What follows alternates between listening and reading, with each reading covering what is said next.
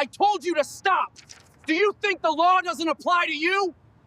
Pick up those papers! Get your hands off that door! Officer Derek Collins' voice explodes across the courthouse plaza, his face twisted with rage as he lunges toward the black woman in the tailored navy suit. Before Dr. Maya Thompson can even turn around, his palm slams against her shoulder, shoving her backward with such force that her briefcase flies from her grip, scattering legal documents across the concrete like autumn leaves. You deaf or just stupid? This entrance isn't for people like you. But before we dive into how this moment destroys everything Derek thought he knew about power, hit that subscribe button and stay until the very end of this story, because what happens next will leave you speechless. And comment below what city you're watching from, so I can see how far this incredible story has traveled. The morning sun hadn't yet burned away the chill when Derek Collins pushed through the courthouse's rear security entrance, coffee in one hand, complaints already forming in his mind. 12 years. 12 years he'd worked nights at the Metropolitan Courthouse, and this was the thanks he got dragged out of bed at 5 in the morning because Officer Martinez couldn't handle his spicy takeout. Covering for Martinez again, Janet from processing called out as he passed her desk. Food poisoning, Derek muttered, not slowing down. Third time this year, that guy's called in sick on a Friday morning. Well, at least you'll get overtime. Overtime? Derek nearly laughed. What good was overtime when it meant dealing with the morning crowd lawyers who thought their law degrees made them royalty clerks, who acted like they owned the place, and the general public who couldn't follow simple directions if their lives depended on it? He stationed himself near the judge's entrance at 7 o'clock sharp, the restricted access point that led directly to the judicial chambers. This was supposed to be the easy post. Judges came in, showed their credentials, went about their business. Simple. Except Derek had worked nights for so long that he wouldn't recognize most of the daytime judges if they walked up and introduced themselves. "Morning, Your Honor," he heard Stevens, the regular morning guard, say to an older white man approaching the entrance. The man nodded, flashed some kind of ID Derek couldn't see from his angle, and disappeared inside. That's how it should work, Derek thought. Professional people who looked professional, acting professional. Then he saw her. A black woman mid-30s, maybe, walking toward the judge's entrance with the kind of purposeful stride that immediately set Derek's teeth on edge. She wore an expensive-looking navy suit, carried a leather briefcase that probably cost more than Derek made in a week, and had her hair pulled back in a neat bun. Everything about her appearance said professional, but something in Derek's gut said wrong. "Hold up!"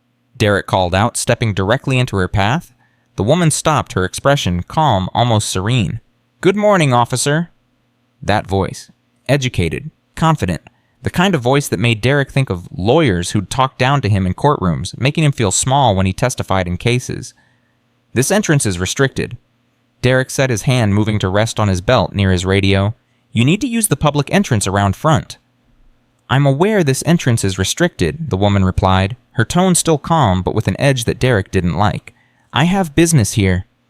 "Business?" Derek let the word hang in the air, loaded with skepticism.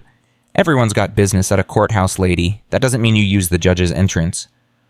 "Officer," she glanced at his name tag, "Collins, I assure you I'm authorized to use this entrance." There it was, that assurance, that certainty. Derek had seen it 1,000 times from people trying to talk their way into places they didn't belong. The confident tone. The expensive clothes, the whole act designed to make him back down and let them through. Not today. "Then you won't have any problem showing me your courthouse credentials," Derek said, his voice hardening. "ID badge, judicial pass, something that proves you're authorized."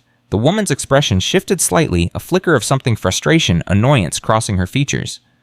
"The electronic access system is malfunctioning. That's why I'm using this entrance instead of my usual entry point." "Convenient," Derek said, not bothering to hide his disbelief. "Real convenient that the system's down right when you need to use a restricted entrance. So show me something. Driver's license, state ID, anything." "Officer Collins, I don't believe I need to show you." "You don't believe!" Derek's voice rose, attracting attention from a clerk arriving early for work. "You're trying to access a restricted federal building, and you don't believe you need to show identification. That's not how this works."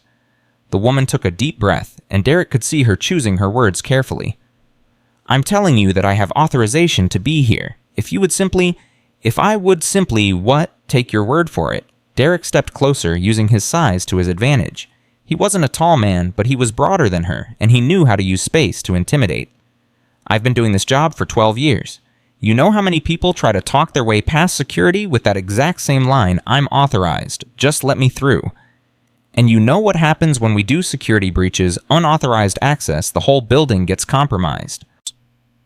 I understand security protocol, the woman said, and damn if she didn't sound almost patient like she was explaining something to a child. But this situation is simple, Derek interrupted. You show me proper credentials or you use the public entrance like everyone else who can't prove they belong here.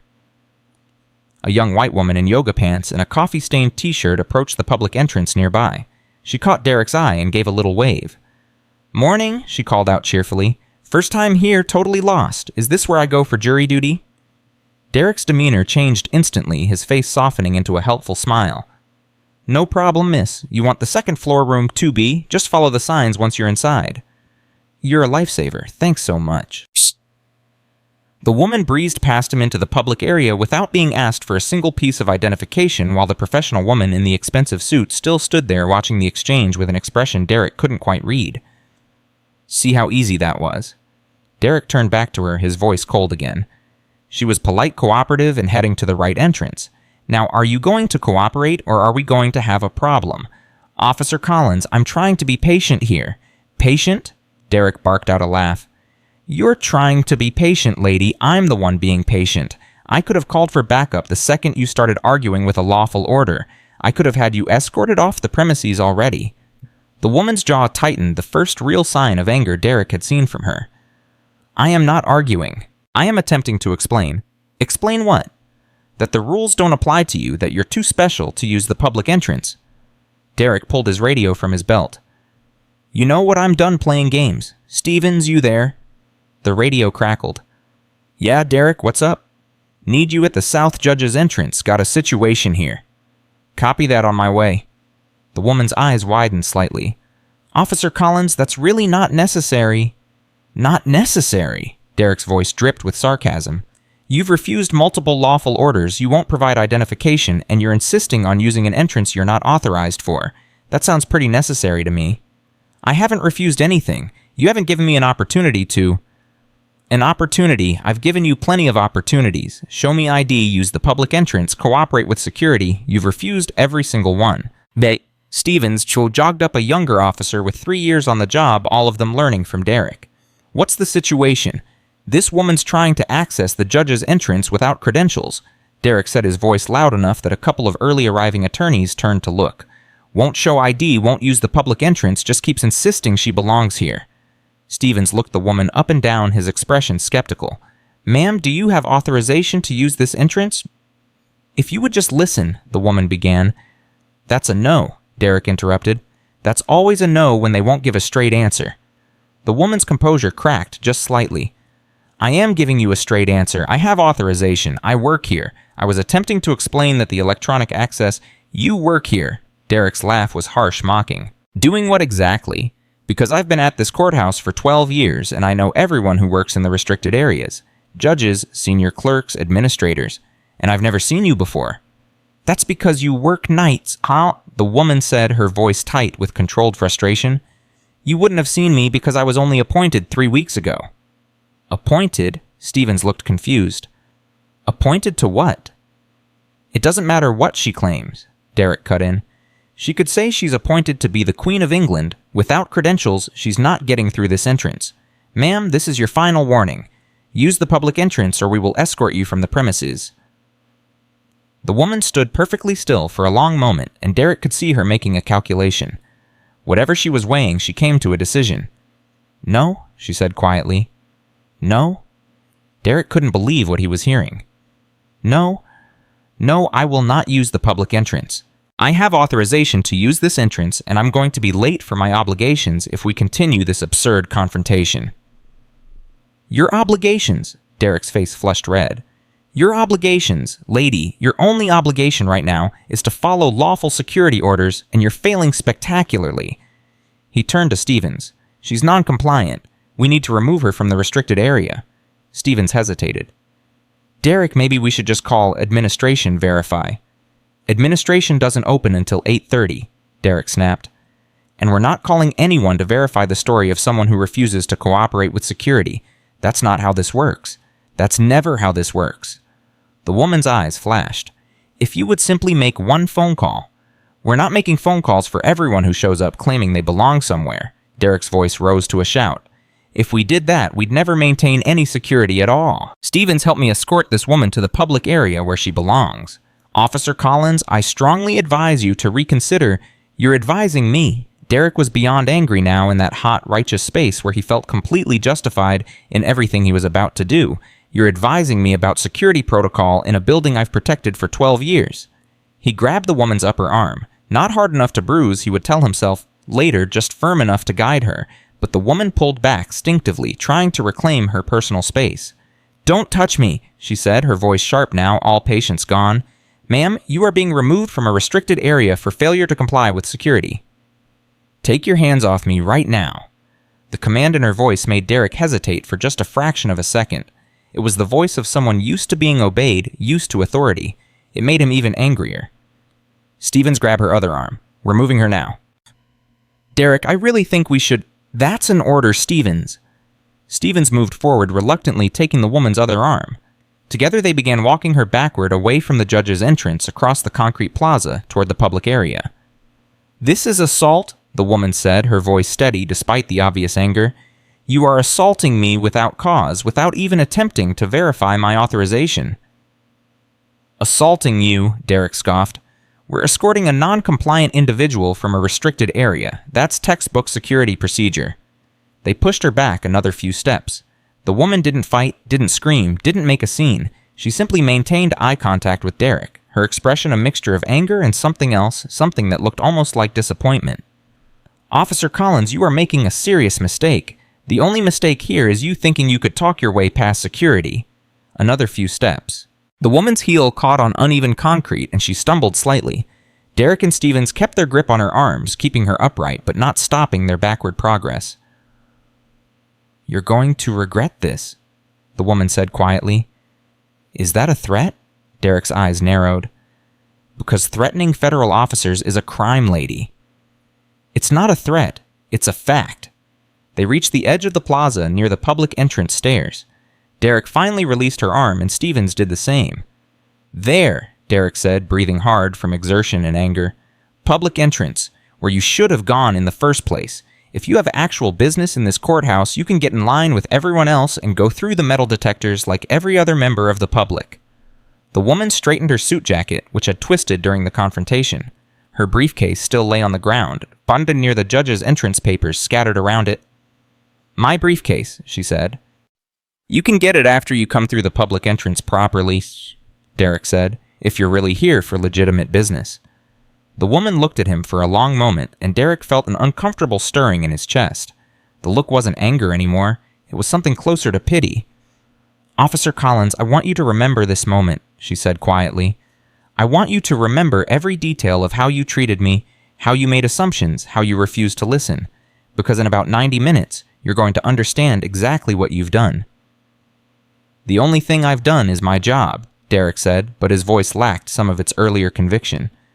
The woman turned and walked toward the public entrance, her shoulders straight, her head high, despite the humiliation she'd just endured. Derek watched her go, then turned to Stevens.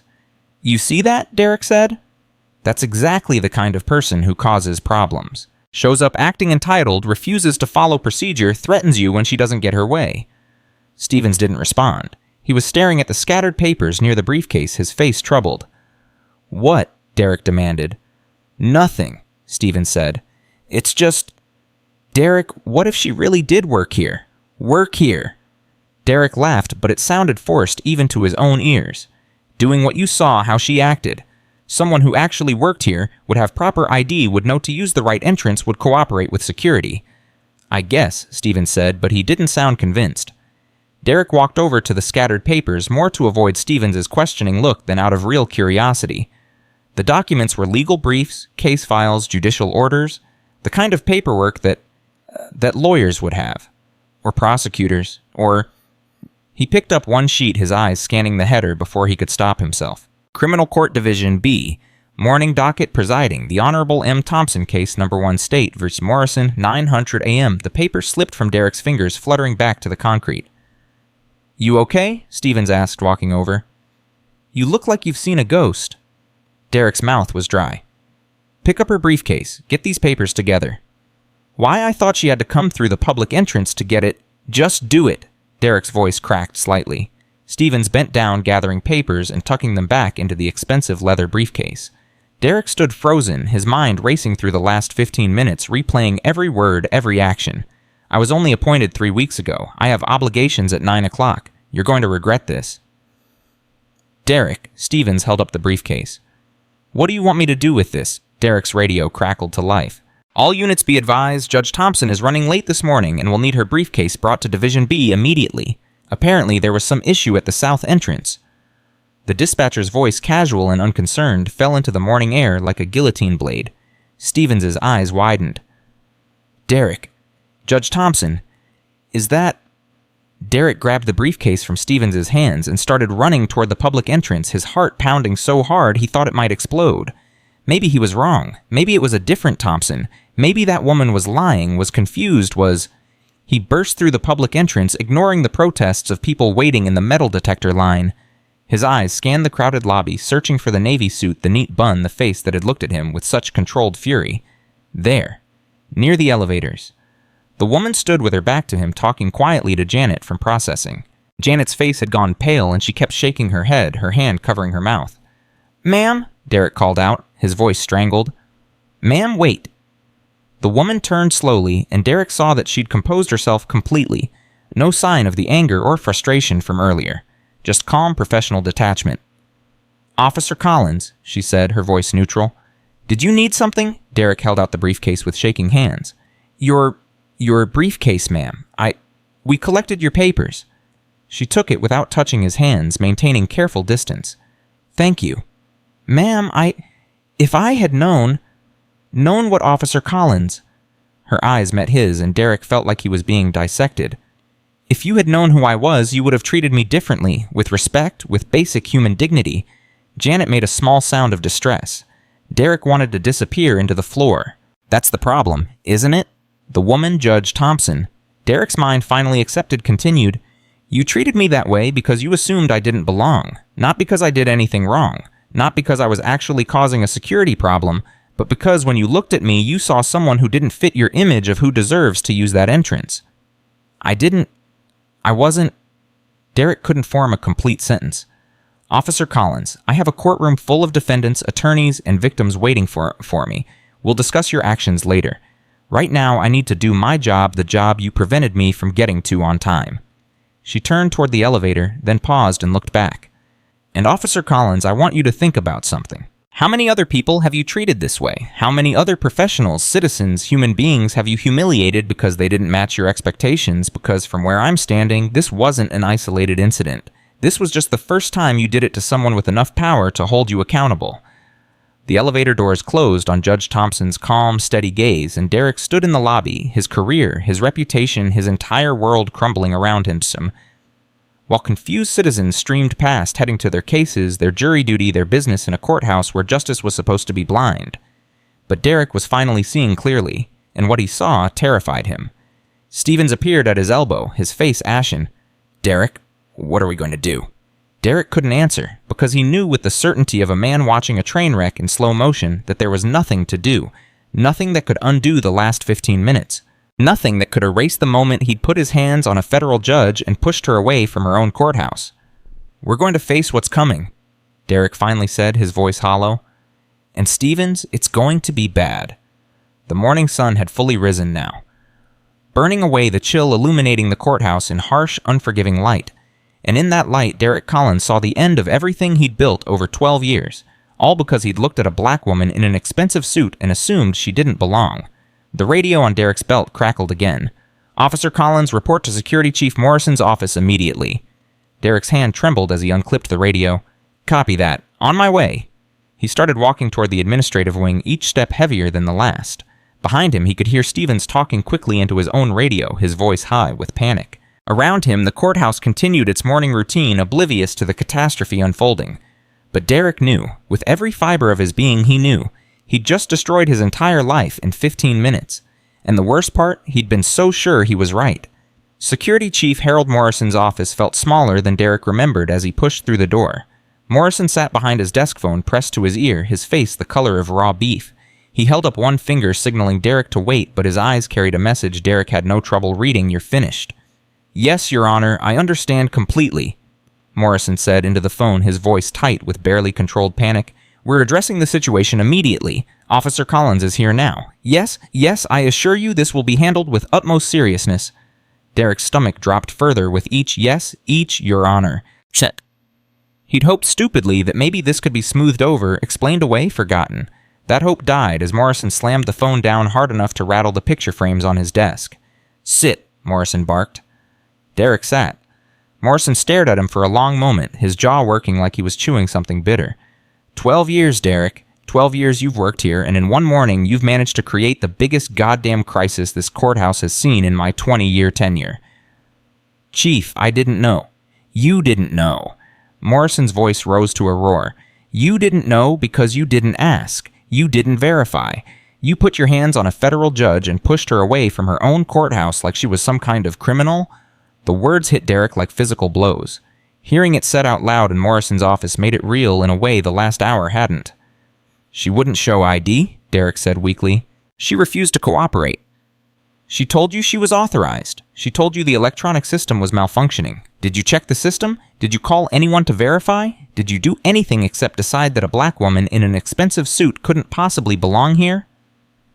Derek's mouth opened, but no words came out, because Morrison was right. He hadn't checked anything. He'd just assumed. Judge Thompson. Morrison continued. Each word deliberate and sharp. Is not only a federal judge, she's the youngest person ever appointed to this courthouse. She spent 15 years as a prosecutor putting away some of the most dangerous criminals in this state. She has a conviction rate that most prosecutors would kill for. She graduated top of her class from Harvard Law, and you pushed her across a concrete plaza like she was trash. Each fact was another nail in Derek's coffin. He felt himself shrinking in his chair. Morrison's phone rang again. He glanced at the screen, and his face went even redder. That's the court administrator. This is the 5th call in the last 20 minutes.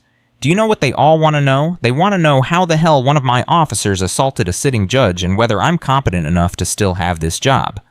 He answered the call, his voice shifting to professional politeness. Morrison here. Yes, sir. I'm speaking with Officer Collins now. Yes, sir. Absolutely, sir. I'll have a full report within the hour. Derek watched Morrison's career hang in the balance all because of him. The chief had been his friend once. They'd had beers together, complained about courthouse politics together, covered for each other when needed. That friendship was dying in real time, suffocated by the weight of Derek's actions. Morrison ended the call and leaned back in his chair, rubbing his temples. Tell me exactly what happened. Every detail. And Derek. So help me God, if you leave anything out or try to make yourself look better, I will personally ensure you never work security again anywhere in this country. Derek talked. He explained the morning shift change, seeing Judge Thompson approach the entrance, the confrontation, the pushback. With each sentence he heard how weak it sounded, how prejudiced, how inexcusable. So let me get this straight, Morrison said when Derek finished. A professionally dressed woman told you she was authorized, explained that the electronic system was down, and instead of spending 30 seconds to verify her story, you decided to physically remove her from the premises. When you put it like that, how else should I put it, Derek? Because that's exactly what happened. Morrison stood up, pacing behind his desk. Do you know what Judge Thompson could do right now? She could file federal charges against you for assault under color of law. She could sue you personally. She could sue this courthouse. She could demand your immediate termination and probably mine too. Do you have any idea the position you've put us in? Derek's hands shook in his lap. What's going to happen? What's going to happen? Morrison laughed, but there was no humor in it. What's going to happen is you're suspended immediately pending a full investigation. What's going to happen is every civil rights organization in the state is going to hear about this. What's going to happen is your face is probably going to be on the news by tonight. What's going to happen is... The office door burst open without a knock. Janet from processing stood there, her face pale, holding a tablet. Chief, you need to see this, now. Morrison snatched the tablet from her hands. Derek watched his boss's face cycle through confusion, shock, and something close to horror as he watched whatever was on the screen. What is it? Derek asked, though he wasn't sure he wanted to know. Morrison turned the tablet around. Security footage played on the screen, but not from this morning. The timestamp read 3 months earlier, and there was Derek stopping a black man in an expensive suit demanding identification, checking multiple forms of ID while white attorneys streamed past unchallenged. Where did this come from? Morrison demanded. Judge Thompson's clerk delivered it 20 minutes ago, Janet said quietly. along with 16 other videos, all showing Officer Collins treating people of color differently than white visitors. The judge wants a formal meeting at 2 o'clock this afternoon. She's bringing her attorney. The room spun around Derek. He grabbed the edge of Morrison's desk to steady himself. Morrison was scrolling through the tablet, now his face growing darker with each video. Jesus Christ, Derek, how long has this been going on? I wasn't... Derek couldn't form a coherent thought. I treat everyone the same. You treat everyone the same. Morrison spun the tablet back around. This is Dr. James Parker, one of the most respected attorneys in this city. You made him stand there for 5 minutes, proving he belonged here. This is Maria Chen, a court reporter who's worked here for 8 years. You interrogated her about using the staff entrance she uses every single day. This is Professor Ahmed Hassan here to attend a public hearing. You demanded 3 forms of identification from him. Morrison scrolled further. And here's Sarah Mitchell, white woman, no credentials, and you wave her right through with a smile and directions. Here's Tom Bradford, white attorney, you've never met, and you just nod and let him pass. Here's... Stop, Derek whispered. Please stop. But Morrison didn't stop. He kept scrolling, kept showing Derek the evidence of his own bias, his own racism documented in cold, clear video footage spanning months. Did you think nobody noticed? Morrison asked, his voice deadly quiet now. Did you think you were being subtle because Judge Thompson noticed? She spent the last 3 weeks reviewing every piece of security footage from this courthouse, and she found a pattern that's going to destroy you. Janet cleared her throat. There's more, Chief. Judge Thompson also has audio recordings. Audio recordings, Derek's voice cracked. From where? The break room, Janet said, not meeting his eyes. Apparently the security system records audio in common areas. Judge Thompson requested the files under judicial authority. Morrison closed his eyes. Play them. Janet tapped the tablet, and suddenly Derek's own voice filled the office, tinny but clear through the speakers. You should have seen this uppity black woman today acting like she owned the place. Had to put her in her place real quick. Derek's stomach turned to ice. He remembered that conversation 3 weeks ago, complaining to Stevens about some attorney who'd given him attitude. But hearing it played back in this context, it sounded so much worse than he remembered. The recording continued. These people think they can just walk in anywhere like they belong. That's why we're here to keep standards up. Morrison's hands clenched into fists on his desk.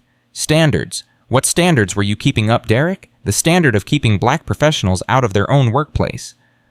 I didn't mean it like that, Derek said desperately. I was just venting, blowing off steam. You were revealing your true beliefs, Morrison interrupted. And now those beliefs are going to be evidence in what I'm guessing will be a federal civil rights case. Janet shifted uncomfortably. Chief, there are 17 similar recordings, all from the past 6 months, all with similar content. 17. Derek tried to remember every conversation he'd had in the break room, every moment he'd let his guard down, every comment he'd made, desperately thinking nobody important was listening. His mind couldn't grasp the scope of his own stupidity. How bad is this going to get? Derek asked, though he already knew the answer would be worse than he could imagine. Morrison sat down heavily. Judge Thompson graduated top of her class from Harvard Law. Before becoming a judge, she was a prosecutor who specialized in civil rights violations. She literally wrote the manual on prosecuting police misconduct, and you handed her the perfect case against you on a silver platter. The phone rang again. Morrison glanced at it and groaned. That's the mayor's office, Derek. Do you understand what that means? This has already gone political. By this afternoon, you'll be a news story. By tomorrow, you'll be a hashtag. By next week, you'll be the face of everything wrong with law enforcement in this country. But I'm not a cop, Derek said weakly. I'm courthouse security. You think that matters? Morrison's laugh was bitter. You're a man with a badge who assaulted a black woman based on assumptions about her appearance. Do you think the distinction between courthouse security and police is going to matter to anyone? Janet was still standing in the doorway, looking increasingly uncomfortable. Chief, I should tell you something else. Judge Thompson's clerk mentioned that the judge spent all morning making calls to the ACLU, to the Southern Poverty Law Center, to 3 different civil rights attorneys, and to the media. Derek's last shred of hope evaporated. The media? Channel 7 is already outside, Janet confirmed. They're asking for a statement about the incident. The reporter specifically mentioned racial profiling. Duh? Morrison stood up, straightening his uniform with shaking hands. I have to go talk to the court administrator and figure out how to handle the press. Derek, you're suspended, effective immediately. Turn in your badge, your radio, and your security credentials. Go home, don't talk to anyone, don't post anything on social media, don't even breathe without running it past a lawyer first. Derek fumbled with his badge, his fingers numb and clumsy. Chief, I've worked here for 12 years. There has to be something we can do, some way to fix this. Morrison took the badge and dropped it on his desk like it was contaminated. Fix this, Derek. You physically assaulted a federal judge. You've been recorded making racist comments for months. You've been caught on camera treating people differently based on their skin color 17 times. What exactly do you think can be fixed here? I could apologize. I could talk to Judge Thompson and explain what? That you're sorry you got caught, that you didn't realize pushing a black woman around would have consequences, that you're only racist when you think nobody's paying attention. Morrison's voice rose with each question. Any lawyer worth their degree would tell you to stay as far away from Judge Thompson as possible right now. Stevens appeared in the doorway, his young face twisted with worry. Chief, there are 2 reporters downstairs now. They're asking about Derek. They're asking about the judge. They're asking about our training protocols and complaint procedures. Morrison rubbed his face with both hands.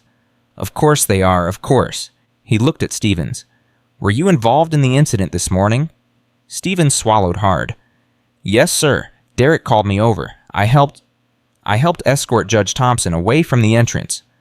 You helped, Morrison repeated flatly. You put your hands on her. Yes, sir.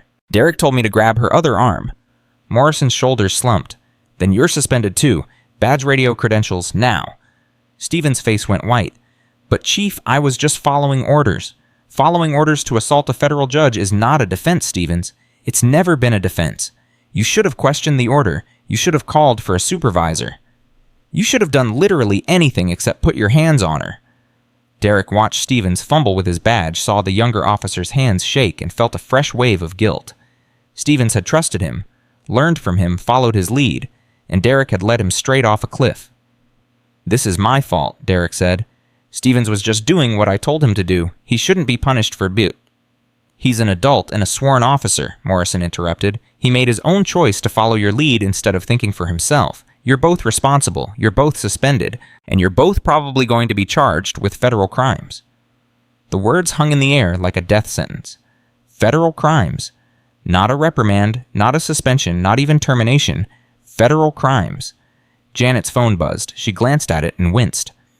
Chief Judge Thompson's clerk just sent an email. The judge has filed formal complaints with the Department of Justice, the Equal Employment Opportunity Commission, and the Federal Bureau of Investigation. She's requesting a full investigation into discriminatory practices at this courthouse. Morrison sat down again, suddenly looking 10 years older. The FBI. She brought in the FBI. That's not all, Janet continued reading from her phone. She's also scheduled a press conference for 4 o'clock this afternoon at the courthouse steps. A press conference, Morrison repeated numbly. She's holding a press conference. Derek felt like he was drowning, each new piece of information pushing him deeper underwater. The FBI. A press conference. Federal charges. His life was imploding in real time, and there was nothing he could do to stop it. I need to call my wife, Derek said, his voice barely audible. She's going to see this on the news. I need to tell her first. Morrison gestured toward the door. Make your calls from home, and Derek, when your wife asks you what happened, I want you to think very carefully about your answer, because whatever you tell her, that's the story you're going to have to live with for the rest of your life. Derek stood on shaking legs. Stevens did the same, both of them moving toward the door like condemned men walking to execution. Derek, Morrison called out as they reached the hallway. I've known you for 12 years. I thought I knew what kind of man you were. I defended you when people complained. I trusted you, and you made me look like a fool. The disappointment in Morrison's voice hurt worse than the anger had. Derek wanted to defend himself, to explain, to make Morrison understand. But there was nothing to say. No explanation that would make this better. No words that would undo what he'd done. Derek walked through the courthouse he'd protected for 12 years, and it felt like walking through enemy territory. Clerks who used to greet him cheerfully now looked away. Attorneys who joked with him avoided eye contact. Everyone knew. Everyone was already judging him, already deciding he was guilty before any trial even started. Outside, Derek saw the news vans parked along the street. Reporters checking cameras, fixing hair, preparing to tell the world about what he'd done. About who he was. About the kind of person who would push a federal judge away from her own courthouse because she was black. Stevens stopped beside him at the courthouse entrance, staring at the media circus. Derek, what are we going to do? Derek watched a reporter doing a practice segment gesturing toward the courthouse steps where Judge Thompson would hold her press conference in a few hours, where she would tell her story to cameras that would broadcast it across the country. "I don't know," Derek said honestly. "I really don't know." His phone buzzed. A text from his wife. "Are you okay? Someone just called asking if I had any comment about you assaulting a judge. What's going on?" Derek stared at the message, trying to figure out how to respond. How do you tell your wife that you've destroyed your career, your reputation, your entire life in 15 minutes? How do you explain that you're probably going to be on the national news by tonight, held up as an example of everything wrong with America? Another buzz. This time from his daughter at college. "Dad, my roommate just showed me a tweet about a courthouse security guard pushing a black judge. Please tell me that's not you." Derek turned off his phone. He couldn't handle this. Not now. Not yet. "Come on," he said to Stevens. "Let's go before the reporters realize who we are." But it was too late. A reporter at the nearest van had turned, a recognition dawning on her face. She said something to her cameraman, and suddenly they were both moving toward Derek and Stevens. "Officer Collins. Officer Collins, do you have any comment on this morning's incident with Judge Thompson?" Derek kept walking, head down, not responding. "Is it true you physically removed Judge Thompson from the courthouse? Can you explain why? More reporters notice now converging like sharks smelling blood in the water. Officer Collins, there are allegations of a pattern of racial profiling. How do you respond to those allegations?" Derek walked faster. Stevens right beside him. Both of them trying to reach Derek's car before the reporters surrounded them completely. "Just one comment, Officer Collins. Give us your side of the story." Derek's side of the story. What was his side? That he'd made assumptions, that he'd been doing his job the way he'd always done it, that he hadn't meant to be racist. He'd just... what? Been racist accidentally. Unconsciously. Did that make it better or worse? They reached Derek's car. He fumbled with his keys, his hands shaking so badly he could barely get the key in the lock. "Officer Collins, is it true there are recordings of you making racist comments?" Derek's hand slipped, the keys falling to the pavement. Stevens picked them up and unlocked the car, practically shoving Derek into the passenger seat before running around to the driver's side. The reporters pressed close to the windows, cameras recording everything. Derek's panicked face, Stevens' shaking hands as he started the engine, both of them fleeing like criminals. Which Derek realized with crushing certainty is exactly what they were now. Stevens drove too fast out of the parking lot, nearly clipping a news van. Neither of them spoke. What was there to say? Derek's phone buzzed again and again and again. Even with the screen off, he could hear the constant notifications. Messages, calls, probably social media notifications as the story spread. His life, his mistakes, his prejudices becoming entertainment for millions of strangers who would judge him from the comfort of their homes. "My mom's going to kill me," Stevens said suddenly, his voice thick.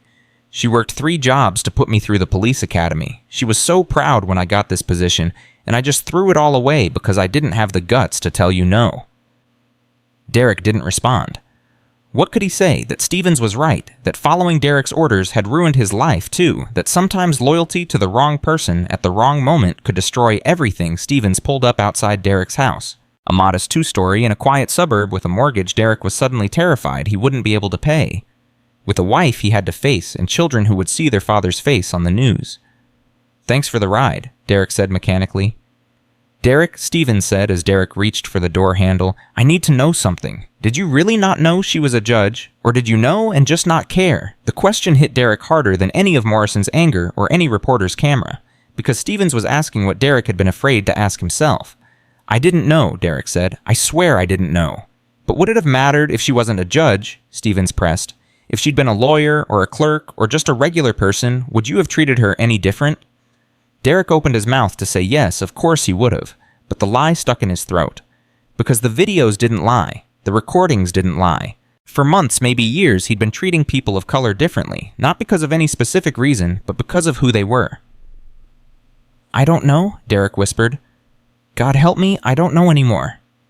He got out of the car and walked toward his front door. Behind him, he heard Stevens drive away, leaving him to face the consequences alone. Derek's hand was on the doorknob when his wife yanked the door open. Sharon's face was blotchy from crying, her eyes red and swollen. "Tell me it's not true," she said. "Tell me you didn't do what they're saying you did."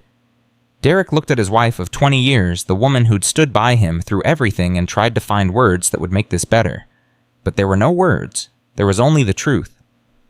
"I pushed her," Derek said. I pushed a judge away from her own courthouse because I thought she didn't belong there. Sharon's face crumpled. Why would you do that? Derek wanted to explain about the morning shift change, about the protocols, about the lack of ID. But those were just excuses. They weren't reasons. Because she was black. Derek said, the admission tearing out of him like a confession. Because I looked at her and assumed she didn't belong. Because I've been doing the same thing for years and nobody stopped me. Sharon stepped back her hand over her mouth, looking at her husband like she'd never seen him before. And maybe she hadn't. Maybe Derek had hidden this part of himself so well that even his own wife didn't know who he really was. The news says you're going to be charged, Sharon whispered. Federal charges. They're saying you could go to prison. Prison? The word hung between them like a death sentence. I don't know what's going to happen, Derek said. But Sharon, I need you to know. Don't. Sharon interrupted. Don't tell me you're sorry. Don't tell me you didn't mean it. Because you did mean it, Derek. Maybe not consciously, but you meant it. And now we all have to live with what you've done. She walked away, leaving Derek standing in his own doorway, not sure if he was welcome in his own home anymore. Derek stepped inside and closed the door behind him. Through the living room window, he could see a news van pulling up across the street. They'd found him. The story had followed him home, and this was only the beginning. Derek sat in his living room with the curtains drawn, watching his life become entertainment on 3 different news channels simultaneously. Sharon had set up the television side by side before leaving to pick up their daughter from college, her face stone cold as she'd walked out without saying goodbye. Channel 7 showed footage from Judge Thompson's press conference. The judge stood on the courthouse steps, composed and dignified in her judicial robes, speaking with the measured authority of someone who'd prosecuted hundreds of cases. This morning, I was physically removed from my own workplace by courthouse security. Judge Thompson said, her voice clear, despite the dozens of microphones thrust toward her.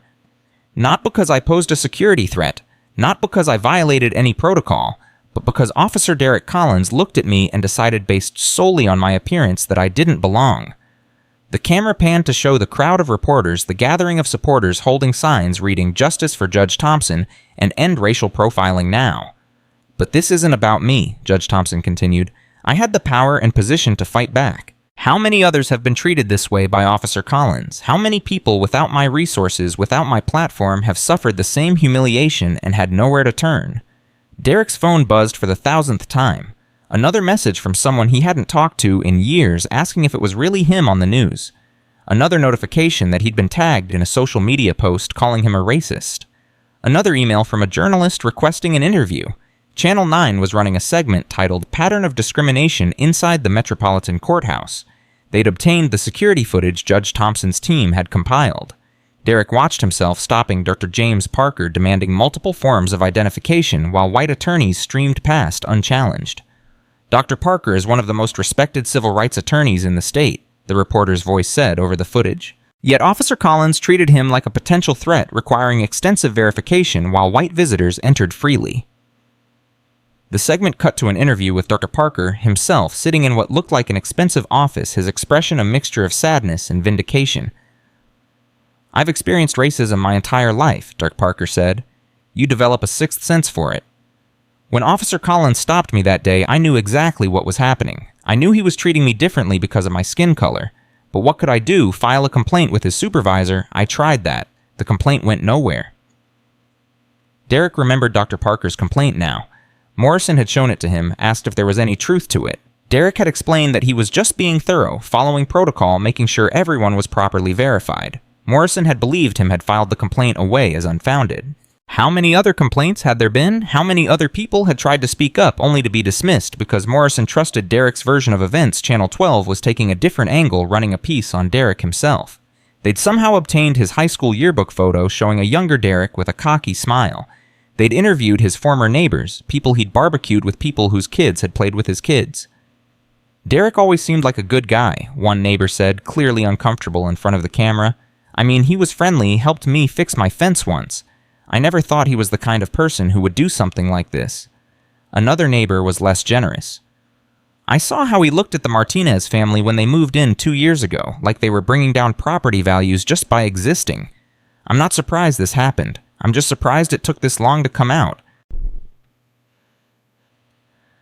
Derek wanted to scream that it wasn't true, that he wasn't that person, that there had been some terrible misunderstanding. But the evidence was everywhere. The videos didn't lie. The audio recordings didn't lie. The pattern was undeniable. His phone rang. An actual call this time, not just a text. Derek glanced at the screen and saw his lawyer's name. Brad Mitchell, a guy Derek had gone to high school with who'd somehow made it through law school and now handled minor legal issues for friends at discount rates. Brad? Derek answered, his voice hoarse from hours of not speaking. Derek, thank God. I've been trying to reach you all afternoon. Have you been watching the news? All of it? Every channel? Okay, good. Well, not good, but at least you know what we're up against. Brad's voice carried a nervous energy that made Derek's stomach clench. Derek, I need to be straight with you. This is way beyond anything I've ever handled. You need a real criminal defense attorney, someone with federal court experience. You're my lawyer, Derek said. You're supposed to help me. I do real estate closings and small claims cases, Derek. You're looking at federal civil rights charges. The FBI is involved. The Department of Justice is probably going to open an investigation. I'm not qualified to handle this. Derek closed his eyes. Even his lawyer was abandoning him. Then who's going to help me? I made some calls. Most of the good criminal defense attorneys won't touch this case. It's too high profile, too politically charged. But I found one guy, Richard Caldwell. He's expensive, Derek. Really expensive. How expensive? Brad hesitated. His retainer alone is $50,000, and that's just to get started. A case like this could easily run you $200,000, maybe $300,000 by the time it's over. Derek felt like he'd been punched in the stomach. He had maybe $20,000 in savings. The house had equity, but Sharon would fight him if he tried to take out a second mortgage. His pension was gone now that he'd been suspended, probably terminated soon. I don't have that kind of money, Derek said. I know. That's why I need to ask you something, and I need you to really think about your answer. Brad's voice dropped lower. Have you considered pleading guilty? What? Derek, the evidence against you is overwhelming. The videos, the audio recordings, the witness testimony. Judge Thompson's team has built an airtight case. If you go to trial and lose, the judge could throw the book at you. But if you plead guilty, now show remorse, maybe we can negotiate a lighter sentence. Derek's mind reeled. You want me to plead guilty to federal crimes? To go to prison? I want you to consider your options realistically. A trial means months of this, your face on the news every day, your family torn apart. It means spending money you don't have on a case you probably can't win. And at the end of it all, you could still end up in prison anyway, but with a much longer sentence. I didn't mean to hurt anyone, Derek said, knowing how weak it sounded, even as the words left his mouth. I was just doing my job. Derek, I'm your friend, so I'm going to tell you something you need to hear. That defense isn't going to work. I was just doing my job, didn't work at Nuremberg, and it's not going to work here. You treated people differently based on their race. There's video evidence, audio evidence, multiple witnesses. Intent doesn't matter when the pattern is this clear. Derek heard his front door open. Sharon's voice drifted in from the entryway, talking quietly to their daughter, Emma. 20 years old, home from college 2 months early because her father had become a national news story. I need to go, Welcome, Derek said. My family just got home. Think about what I said. I'll set up a meeting with Caldwell for Monday, but Derek, you need to prepare yourself for some hard conversations about your future. Derek ended the call and stood up, steadying himself before walking to the entryway.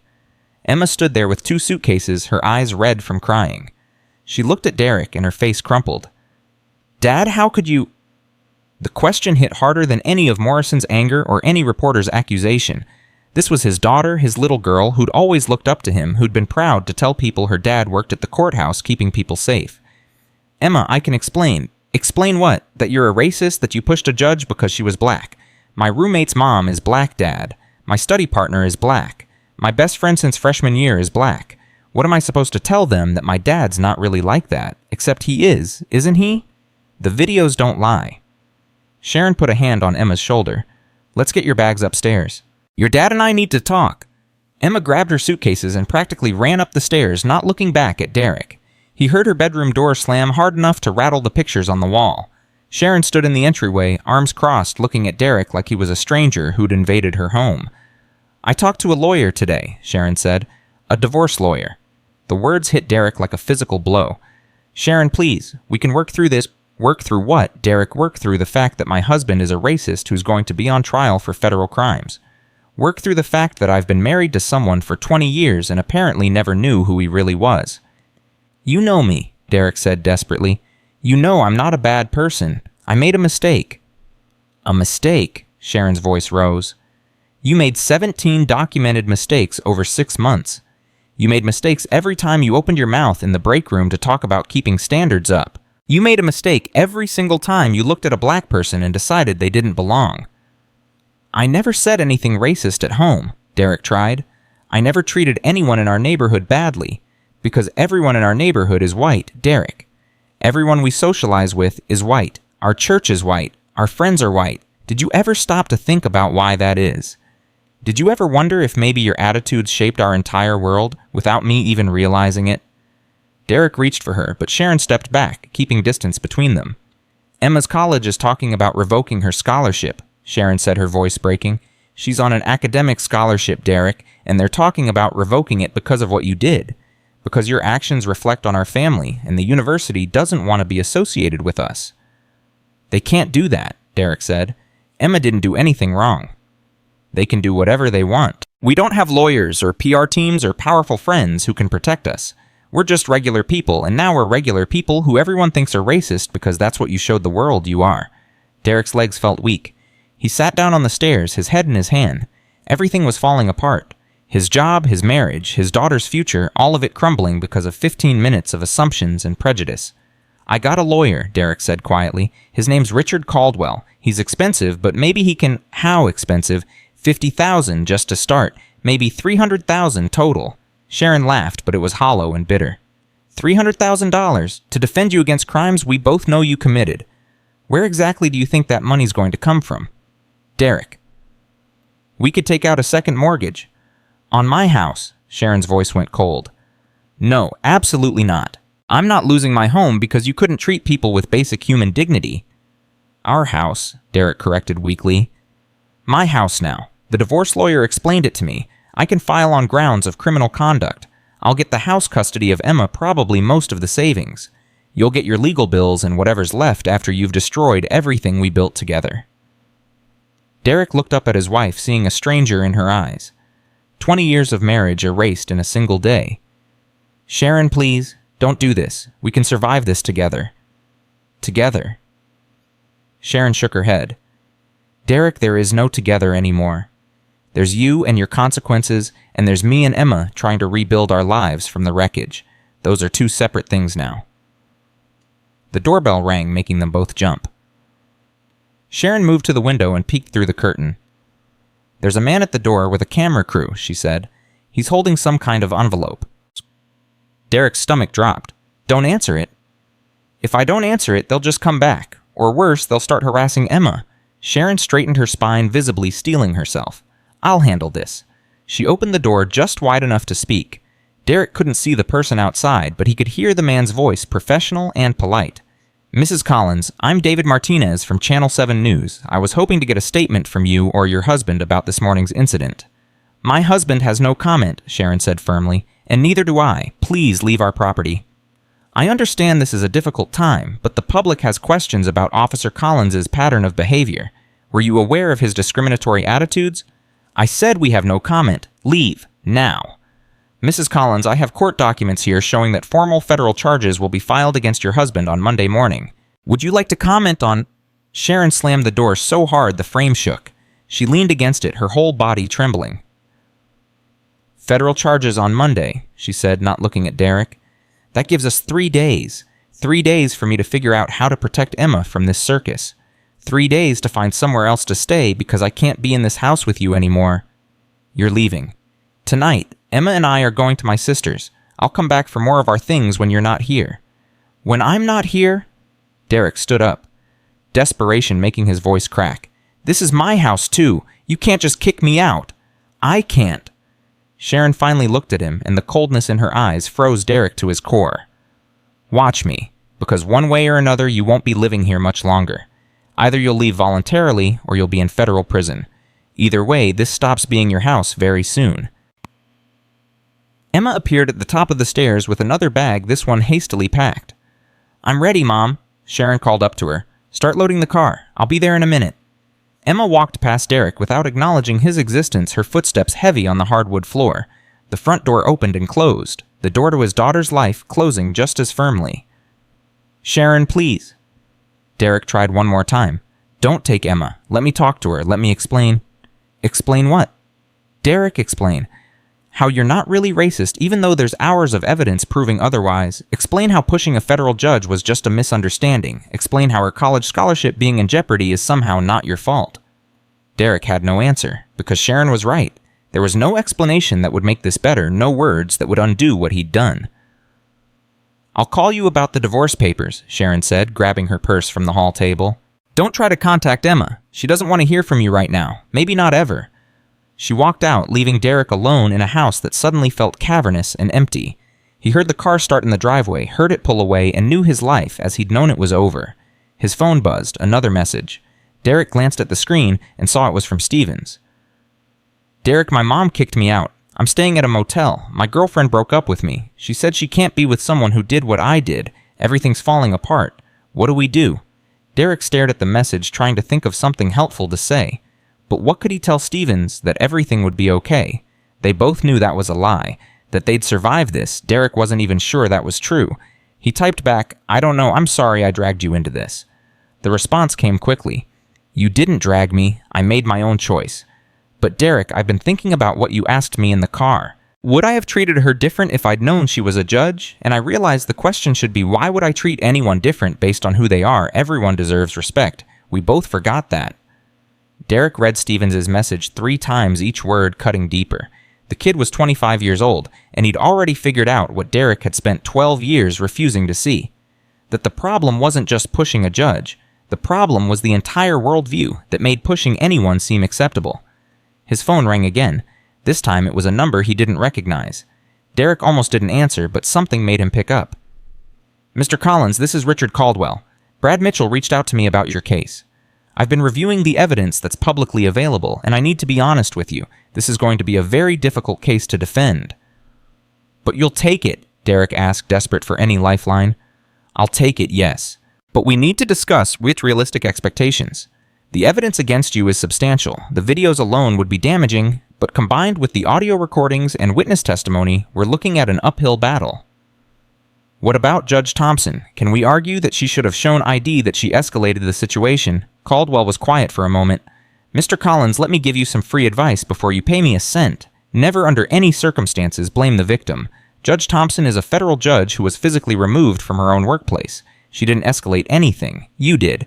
Any defense strategy built on blaming her will backfire spectacularly." Derek felt his last hope crumbling. "Then what's the strategy?" "Honestly, the best strategy might be negotiating a plea deal. Take responsibility, show genuine remorse, hope for leniency. If we go to trial, you could be looking at significant prison time if convicted." "How significant, Jem?" "Civil rights violations under color of law can carry up to 10 years. Assault charges could add more. Realistically, if we go to trial and lose, you could be facing 5 to 7 years in federal prison." The number hit Derek like a sledgehammer. 5 to 7 years. Emma would be finished with college. His marriage would be beyond repair. His entire life would be gone. "And if I take a plea deal, maybe 2 years, possibly less with good behavior. You'd lose your pension, obviously. You'd never work in law enforcement again. But you'd have a chance to rebuild something after you served your time." 2 years still felt like an eternity, but it was better than 7. Derek thought about Emma's face when she'd asked how he could do this. About Sharon's coldness when she'd talked about divorce. About his entire life falling apart. "I need to think about it," Derek said. "You have until Monday morning when charges are filed. After that, any plea negotiation becomes much more difficult. The prosecutor will have less incentive to offer a deal once they've invested resources in formal charges." Caldwell hung up, leaving Derek alone with his thoughts and his empty house. He walked to the kitchen and opened the refrigerator, staring at the contents without seeing them. Everything looked normal. Milk, eggs, leftover pasta from dinner 2 nights ago when his family still ate together, when his life still made sense. Derek closed the refrigerator and walked to the living room where the televisions were still on, still broadcasting his destruction on 3 channels simultaneously. Channel 7 was showing the growing crowd outside the courthouse, people gathering for what the reporter called a rally for justice. Signs demanding accountability, calling for systematic reform using Derek's name as a symbol of everything wrong with law enforcement. Channel 9 had found someone from Derek's past, a black woman who'd filed a complaint 5 years ago after Derek stopped her from entering the courthouse. The complaint that Morrison had dismissed as unfounded. "He treated me like a criminal," the woman said, to the camera, tears streaming down her face. "I was there for jury duty doing my civic responsibility, and he made me feel like I didn't belong, like I was somehow less than human, and when I tried to complain, nobody listened, nobody cared." Channel 12 was running a legal expert panel discussing the likely charges and potential sentences. One expert, a former prosecutor, spoke with particular authority. "The key here is the pattern of behavior. This wasn't one bad day or one unfortunate incident. Officer Collins systematically targeted people of color for differential treatment over an extended period. That demonstrates intent, which is crucial for federal civil rights charges." Another expert chimed in. "And the fact that he assaulted a federal judge makes this case particularly serious. The judiciary must be protected from this kind of intimidation, even if the intimidation was based on racial prejudice rather than retaliation for judicial decisions." Derek turned off all 3 televisions, plunging the room into silence. But the silence was worse than the noise had been. In the quiet, he could hear his own thoughts, his own guilt, his own recognition that everything those experts said was true. He'd done this. Not Judge Thompson, not the media, not some vast conspiracy to destroy him. Derek had created this situation through his own actions, his own prejudices, his own willful blindness to how he treated people. His phone buzzed one more time. A text from a number he didn't recognize. "You got what you deserved, racist pig. Hope you rot in prison." Derek deleted the message, but dozens more came in immediately. Strangers who'd found his number, somehow all with variations of the same message. Hate, anger, threats. The irony wasn't lost on Derek that he was now experiencing a tiny fraction of what Judge Thompson and countless others experienced every day. Sunday morning arrived with protesters outside Derek's house. He woke to the sound of chanting, "No justice, no peace, racist cops off our streets." Derek peered through the curtains and saw at least 50 people marching in a circle on his front lawn. Police were there too, keeping the protesters from approaching the house but not dispersing them. After all, they had every right to peaceful protest. His phone rang. Morrison's name flashed on the screen. "Derek, I'm calling to inform you officially that you've been terminated effective immediately. You'll receive documentation by mail. Your pension is forfeit due to termination for cause. You have 1 week to remove any personal items from your locker, which must be done outside business hours under escort." "Chief, I understand you're angry, but 12 years should count for something." 12 years count for exactly nothing when you spend them violating people's civil rights. "Derek, I tried to help you. I ignored complaints because I thought I knew you. I defended you because I thought you were just thorough, just careful. But you made me complicit in your racism. You made me part of the problem, and I will never forgive you for that." Morrison hung up before Derek could respond. Terminated. The word echoed in Derek's head. No pension, no job, no prospects for future employment. Who would hire him now? His face had been on every news channel. A simple Google search would bring up pages of articles about his federal charges. The doorbell rang. Derek ignored it, but the ringing persisted, becoming more insistent. Finally, he opened the door to find a process server with a thick envelope. "Derek Collins." "Yes." "You've been served." The man handed Derek the envelope and walked away quickly, probably not wanting to be associated with him any longer than necessary. Derek opened the envelope with shaking hands. Divorce papers. Sharon had moved fast, filing with grounds of criminal conduct and requesting full custody of Emma. The contents of the house and 70% of remaining assets. He barely finished reading the divorce papers when another car pulled up. This time it was an FBI agent badge clearly visible up as approaching the house with official documents.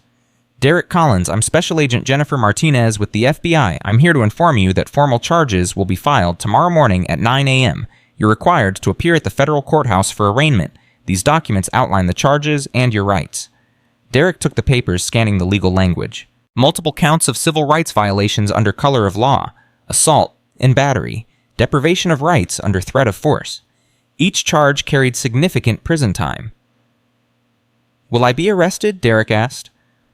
"Not at this time. You'll self-surrender for arraignment tomorrow. Bring your attorney. The magistrate judge will set bail conditions then." Agent Martinez left, and Derek stood in his doorway, holding papers that spelled out the destruction of everything he'd built. His career gone, his marriage ending, his daughter refusing to speak to him, and now federal charges that could send him to prison for years. The protesters' chants grew louder. "Lock him up! Lock him up!" Derek closed the door and sank onto the couch, the weight of consequences crushing down on him. Tomorrow he would face a judge, stand before the same kind of person he'd pushed away from a courthouse, and answer for crimes he could no longer deny committing. His phone buzzed one final time. A text from Emma, the first she'd sent since leaving. "Dad, I saw the news. I saw the charges. I need you to know something. I'm ashamed to be your daughter right now. I don't know if I'll ever be able to forgive you for this. For showing me that the person I looked up to my whole life was someone I can't even recognize." Derek read his daughter's words through tears he could no longer hold back. This was rock bottom. This was the moment when everything he'd done, everything he'd failed to see in himself, came crashing down with the full weight of consequences he could never escape. And tomorrow he would face Judge Thompson's justice system and hope it would show him more mercy than he'd shown her. Monday morning arrived with the weight of inevitability. Derek stood in his bathroom at 5 a.m. staring at his reflection and barely recognizing the man looking back. 3 days of stress had carved lines into his face that hadn't been there before. His hands shook as he tried to knot his tie, the same tie he'd worn to court dozens of times when testifying in cases. Back when he'd been on the right side of justice. Richard Caldwell had called at midnight with final instructions. Wear a conservative suit, keep his head down, don't speak to reporters, and for God's sake, don't try to defend himself in the courthouse hallway. Derek had listened to every word, knowing his lawyer was already calculating how to minimize the damage from a client who'd already done maximum harm. The protesters were back at dawn, their numbers doubled from yesterday. Derek counted at least 100 people now, maybe more, filling his street with signs and chants. The police had set up barricades to keep them back. Toward that creating a narrow path from his front door to where Caldwell would pick him up. Derek's phone buzzed. A text from Caldwell. "Outside in 5 minutes. Be ready to move fast." Derek took one last look around his house, the home he'd lived in for 15 years, knowing it wouldn't be his much longer. Sharon's divorce papers sat on the kitchen table unsigned, but inevitable. Emma's bedroom door remained closed, her absence a constant ache in his chest. He grabbed his jacket and walked to the front door, his hand hesitating on the knob. Once he walked through that door, there was no going back. No pretending this was all a nightmare he'd wake up from. This was real, and it was happening, and he'd caused every bit of it. Derek opened the door, and the wall of sound hit him immediately. Protesters surged against the barricades, their voices rising in unified fury. "Racist cop, racist cop. Justice for Judge Thompson. Lock him up." Caldwell's black sedan sat at the curb, engine running. Derek moved toward it as quickly as dignity would allow, not running but not dawdling either. Cameras flashed from every direction. Reporters shouted questions he couldn't distinguish from the general chaos. He reached the car and threw himself into the passenger seat. Caldwell hit the gas before Derek even closed the door properly. "That's going to be on every news channel," Caldwell said, his voice tight. "You walking through an angry mob to face federal charges. The optics are terrible." "Everything about this is terrible," Derek said. They drove in silence for several minutes before Caldwell spoke again. "I spent all weekend negotiating with the prosecutor. Her name's Amanda Foster, and she's got a reputation for being tough but fair. I managed to get her to consider a plea deal." Derek's head snapped toward his lawyer. "What kind of deal?" 2 years in federal prison, followed by 3 years supervised probation. You'd have to complete extensive bias training and community service. You'd allocate to all charges, meaning you admit what you did. No trial, no dragging this out for months. 2 years. Derek repeated the number, feeling both infinite and somehow not enough penance for what he'd done. "It's a good deal, Derek. If we go to trial and lose, you could get 7 years, maybe more. Judge Thompson is going to testify. So are Dr. Parker, Maria Chen, Professor Hassan, and about a dozen other people you stopped and questioned over the past year.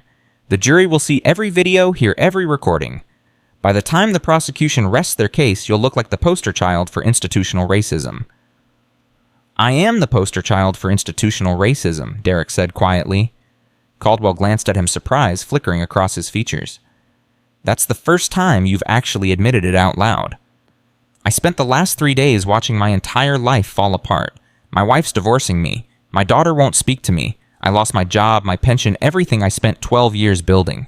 And you know what the worst part is? I deserved all of it. Every single consequence, because I did exactly what they're saying I did. Derek, as your attorney, I need to advise you not to make those kinds of admissions. What's the point of denying it anymore? The evidence is everywhere. The videos don't lie. The recordings don't lie. I treated people like they didn't belong based on nothing but the color of their skin. And I did it for years, and nobody stopped me because the system protected me." Caldwell was quiet for a long moment as they navigated morning traffic toward the courthouse. The plea deal requires you to make a statement at sentencing, showing remorse, taking responsibility. Can you do that? Yes, Derek said without hesitation. I can do that. Good, because Foster wants to see genuine remorse, not performance. She's been a prosecutor for 20 years, Derek. She can spot a fake apology from a mile away. They pulled into the courthouse parking garage, taking the private entrance that would shield Derek from the media circus outside. Even here, courthouse employees stopped and stared, their somber faces showing everything from anger to disappointment to grim satisfaction. Caldwell led Derek through a maze of back hallways, avoiding the main corridors where reporters were surely waiting. They emerged into a small conference room where Amanda Foster sat with an imposing stack of files and a laptop showing what looked like video evidence already queued up. Foster was a black woman in her late 40s, her expression professional, but carrying an edge that made Derek's stomach clench. She stood as they entered, not offering her hand. Mr. Collins, Mr. Caldwell. Her voice was crisp, businesslike. Let's discuss the government's offer. They sat and Foster slid a document across the table. These are the terms we discussed. 2 years federal prison minimum security facility if the judge approves. 3 years supervised probation. 200 hours community service with civil rights organizations. Mandatory completion of bias training programs. And full restitution to Judge Thompson for damages. How much restitution? Derek asked. $50,000 for emotional distress damage to reputation and the cost of filing this action. Derek's laugh was hollow. I don't have $50,000. I don't have $5,000. Then you'll be making payments for a very long time, Foster said without sympathy. This offer is contingent on your full allocation at sentencing. You will stand before Judge Thompson, look her in the eye, and admit what you did. You will apologize. You will acknowledge the harm you caused. And it needs to be genuine, Mr. Collins. Because if Judge Thompson or I believe you're performing for leniency, this deal is off the table. He understands, Caldwell said quickly. Derek, tell Miss Foster you understand. I understand, Derek said, his voice rough. And I'll do it. I'll apologize. I'll take responsibility. Foster studied him for a long moment, her expression unreadable. You know what bothers me most about cases like this? It's not that people like you exist. Racism exists. Prejudice exists. Bias exists. What bothers me is how long you got away with it. How many complaints were filed and ignored? How many people suffered in silence because they knew reporting you wouldn't change anything? Derek had no answer, because she was right. Judge Thompson is one of the most qualified jurists I've ever worked with, Foster continued. She prosecuted cases I couldn't touch. She put away violent offenders who most prosecutors wouldn't go near. And you pushed her away from her own courthouse like she was garbage because you couldn't imagine that a black woman could hold a position of authority. I know, Derek said. I know what I did was wrong. Do you? Foster leaned forward, because knowing something intellectually and understanding it deeply are two different things. My mother was a principal at an elementary school. She had a master's degree in education. She ran a school with 300 students. And she still got followed around stores like she was going to shoplift. Still got pulled over for driving in nice neighborhoods. Still got treated like she didn't belong in spaces where she had every right to be. Foster's voice didn't rise, but the intensity increased. She taught me that people like you are everywhere. In security positions, in police departments, in positions of minor authority, where you get to decide who belongs and who doesn't. And you make those decisions based on prejudice you don't even recognize in yourselves. I recognize it now, Derek said quietly. I see it. I understand what I've done. We'll see if Judge Thompson believes that. Foster closed her laptop. The arraignment is at 9. If you accept this plea deal, sentencing will be scheduled for 3 weeks from now. That gives you time to get your affairs in order before you report to prison. And if I don't accept the deal, Derek asked, knowing the answer but needing to hear it, then we go to trial in 6 months. I will present every video, every audio recording, every witness who suffered your discrimination. The jury will see a clear pattern of racial profiling spanning years. And when they convict you, which they will judge, Thompson will have broad discretion in sentencing. She could give you the maximum on every count. Foster stood gathering her files. You have until the arraignment to decide. But Mr. Collins, I want you to think about something. Judge Thompson doesn't want revenge. She wants accountability. She wants to ensure that what happened to her doesn't happen to anyone else. If you're genuinely remorseful, if you're truly willing to change, then this plea deal gives you that chance. But if you're just sorry you got caught, then we'll see you at trial." She left, and Derek sat in the silence with Caldwell beside him. "What do you think?" Caldwell asked. "I think I don't have a choice," Derek said. "And even if I did, I think this is what I deserve." At 8:45, Caldwell led Derek to the courtroom, where his arraignment would be held. The hallway outside was packed with reporters, protesters who'd gotten courthouse access, and curious onlookers who wanted to see the racist security guard face justice. Derek kept his head down, following Caldwell through the crowd, ignoring the shouted questions and camera flashes. They pushed through the courtroom doors, and the noise cut off abruptly, replaced by the hushed whispers of people already seated. The courtroom was packed. Every seat filled people standing against the back wall. Derek recognized faces from the courthouse colleagues who'd once been friendly and now looked at him with disgust. He saw Dr. Parker sitting in the front row, arms crossed, expression stern. Maria Chen was there too, along with Professor Hassan and others Derek had stopped and questioned over the past year. And there at the prosecution table sat Judge Thompson. Derek's breath caught. She wore a simple navy suit, not her judicial robes, but her presence commanded the room anyway. She sat with perfect posture, hands folded calmly on the table, her expression neutral, but her eyes missing nothing. Caldwell guided Derek to the defense table. They sat, and Derek forced himself not to turn around, not to look at the crowd, not to seek out any friendly faces, because he knew there weren't any. The bailiff stood. "All rise, the Honorable Judge Robert Martinez presiding." Chide. Judge Martinez entered through the side door, an older white man with a reputation for fairness and no-nonsense courtroom management. He took his seat and surveyed the packed courtroom with obvious displeasure. "This is a federal arraignment, not a circus," Martinez said, his voice carrying authority. "I will have silence and decorum, or I will clear this courtroom. Is that understood?" Murmurs of assent rippled through the crowd. Martinez looked down at his papers. "United States of America versus Derek Collins. Mr. Collins, please rise." Derek stood on shaking legs, Caldwell rising beside him. "Mr. Collins, you are charged with multiple counts of civil rights violations under color of law, assault and battery, and deprivation of rights under threat of force. These are serious federal charges carrying significant prison time. Do you understand the charges against you?" "Yes, Your Honor," Derek managed. "How do you plead?" Derek glanced at Caldwell, who nodded almost imperceptibly. "Guilty, Your Honor, to all charges." The courtroom erupted in shocked whispers. Martinez banged his gavel. "Order, I said order." The noise subsided, but Derek could feel the energy in the room shift. He'd just admitted guilt to federal crimes. There would be no trial, no drawn-out battle, no chance to present a defense. Just consequences.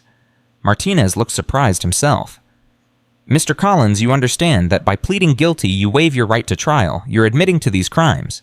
"Yes, Your Honor. I did what I'm accused of. I treated people differently based on their race. I violated their civil rights, and I assaulted Judge Thompson when she tried to enter her own workplace." Derek's voice grew stronger as he spoke. "I understand what I did, and I take full responsibility for it." "Yeah, but Martinez exchanged a glance with Foster, who nodded confirmation that this was part of the negotiated plea. "Very well. Given your guilty plea, I'll set sentencing for 3 weeks from today. Ms. Foster, does the government have a recommendation?" "We do, Your Honor. The government recommends 2 years in federal prison, followed by 3 years supervised probation with conditions including bias training, community service, and restitution to the victim." Martinez made notes. "And bail pending sentencing." "The government requests Mr. Collins surrender his passport and remain within the jurisdiction. Given that he's already lost his employment and has family ties here, we don't consider him a flight risk." "Agreed. Mr. Collins, you will surrender your passport to the court today. You may not leave the state without permission. You will appear for sentencing on the date set, or a warrant will be issued for your immediate arrest. Do you understand?" "Yes, Your Honor." "This court is adjourned until sentencing." Martinez banged his gavel and stood leaving through the side door. The courtroom erupted again, this time with no judge to enforce silence. Reporters rushed toward Derek, but Caldwell was already pulling him toward a side exit. "No comments," Caldwell said loudly. "My client has said all he needs to say in his guilty plea." They made it to the hallway, but Judge Thompson's voice stopped Derek in his tracks. "Mr. Collins?" Derek turned slowly. Judge Thompson stood a few feet away, Foster beside her, both women regarding him with expressions he couldn't quite read. "Your Honor," Derek said, his voice barely above a whisper. "I'm so sorry. I know that's not enough. I know words can't undo what I did, but I need you to know that I'm sorry." Judge Thompson studied him for a long moment. "Sorry you did it, or sorry you got caught?" The question cut to the bone. Derek thought about lying about giving her the answer that would make him look better, but he was done with lies. 3 days ago, I would have said I was sorry I got caught, that I didn't see myself as racist, just as thorough, that you misunderstood my intentions. Derek met her eyes, forcing himself to hold her gaze. But I've spent 3 days watching my life fall apart because of my own actions. I've seen the videos, heard the recordings, listened to people describe how I made them feel, and I know now that I was wrong. Deeply, fundamentally wrong. Not just about you, but about how I've treated people for years. Judge Thompson's expression didn't soften, but something shifted in her eyes. Do you understand why I'm pursuing this case so aggressively? Why I compiled months of evidence and involved federal authorities? Because I deserved it, Derek said simply. No. Judge Thompson's voice was firm. Because the system protected you for years. Because my complaint wouldn't have gone anywhere if I'd been a clerk or an attorney or anyone without power. Because I'm trying to change a system that allowed you to violate people's rights with impunity. She stepped closer and Derek resisted the urge to step back. I don't want revenge, Mr. Collins. I want accountability. I want every security officer, every police officer, every person with even minor authority to know that there are consequences for discrimination, that badges don't protect you from justice. I understand, Derek said, and for what it's worth, I support what you're doing. The system did protect me. Morrison ignored complaints because he trusted me, and I betrayed that trust by treating people like they didn't belong based on nothing but my own prejudices. Judge Thompson glanced at Foster, some unspoken communication passing between them. At your sentencing, Judge Thompson said, I will be making a victim impact statement. I will describe what you did, how it felt, and what message your actions sent to every person of color who works in or visits that courthouse. And Mr. Collins, I expect you to listen, really listen, because you may serve 2 years in prison, but I and countless others will spend our entire lives dealing with the aftermath of people like you. I'll listen, Derek promised, and I'll do better. I know that sounds hollow right now, but I swear to you I will spend the rest of my life trying to be better than I was. Judge Thompson nodded once, then turned and walked away, Foster following. Derek watched her go, this woman he'd pushed and humiliated who was now showing him more grace than he deserved. Caldwell touched Derek's arm. We should go. The media's regrouping. They made it to Caldwell's car and drove away from the courthouse in silence. Derek stared out the window, watching the city pass by, thinking about the next 3 weeks of freedom before he reported to prison. That went better than I expected, Caldwell finally said. Judge Thompson could have torn into you in that hallway. She showed restraint. She showed mercy, Derek corrected, which is more than I showed her. Caldwell dropped Derek off at his empty house. The protesters had dispersed after the arraignment, leaving only trampled grass and discarded signs as evidence they'd been there. Derek walked inside, and the silence was oppressive. No Sharon cooking dinner, no Emma playing music from her room, no normal family sounds that he'd taken for granted for years. Just emptiness and the echo of his own footsteps. His phone buzzed. A text from Stevens. I saw the news. You pled guilty. My lawyer says I should do the same. He thinks we might get the same facility. Derek typed back, take whatever deal they offer. Don't go to trial. Trust me. Another buzz, this time from an unknown number. This is Dr. James Parker. I was in the courtroom today. Your guilty plea surprised me. I want you to know something. I don't forgive you yet. Maybe I never will. But I respect that you admitted what you did instead of making excuses. That's more than most people in your position would do. Derek read Parker's message 3 times, feeling something crack in his chest. Not forgiveness, but acknowledgement. A recognition that admitting guilt was at least a start, even if it wasn't redemption. He spent the rest of the day calling family members, explaining what was happening, enduring their shock and disappointment. His mother cried on the phone, asking where she'd gone wrong, raising him. His brother hung up without saying goodbye. His sister said she'd pray for him, but didn't invite him to visit before he went to prison. Tuesday morning brought another surprise. An email from Judge Thompson's clerk. Judge Thompson has requested you attend a restorative justice session before sentencing. This is voluntary but encouraged. The session would include Judge Thompson, yourself, and several other individuals you stopped and questioned over the past year. The goal is not punishment, but understanding. Please confirm if you're willing to participate. Derek called Caldwell immediately. Should I do this? Is it a trap? It's not a trap. Restorative justice is about facing the people you harmed and hearing their stories.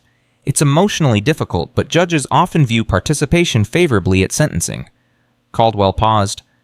Derek, do you actually want to understand the harm you caused, or do you just want to minimize your sentence? Derek thought about Judge Thompson's words about accountability versus revenge, about really listening instead of just performing remorse. I want to understand, he said. Tell them I'll be there. The restorative justice session was scheduled for the following Monday, 1 week before sentencing. Derek arrived at a community center conference room, his stomach churning with anxiety. Judge Thompson sat at a round table with Dr. Parker Maria Chen, Professor Hassan, and 3 other people Derek recognized from the videos. A facilitator, an older black man with kind eyes, welcomed Derek and explained the process. This is a safe space for honest dialogue. Judge Thompson and these others have agreed to share how your actions affected them. Your role is to listen without defending yourself. At the end, you'll have a chance to respond. Is that acceptable? Yes, Derek said, taking the empty chair that faced all of them. Judge Thompson spoke first, her voice calm but carrying weight. When you pushed me away from the courthouse, the physical harm was minimal. Bruised dignity, some scattered papers. But the message you sent was devastating. You told me that no matter my accomplishments, my education, my position, I would always be seen first as a black woman who didn't belong. Dr. Parker went next. I've practiced law for 30 years. I've argued cases before the Supreme Court. And you made me stand in a courthouse lobby for 5 minutes proving I had a right to be there. Do you know how that felt, to be 62 years old, accomplished in my field, and still treated like a potential threat? Maria Chen's voice shook as she spoke. I've worked at that courthouse for 8 years. 8 years of using the same staff entrance, seeing the same people, and you stopped me like I was trespassing in my own workplace. I called my mother that day and cried because I felt like I'd never belong anywhere. One by one, they shared their stories. The professor who'd been questioned about attending a public hearing. The attorney who'd been followed through the courthouse hallways. The clerk who'd been told she didn't look professional enough to use the restricted elevator.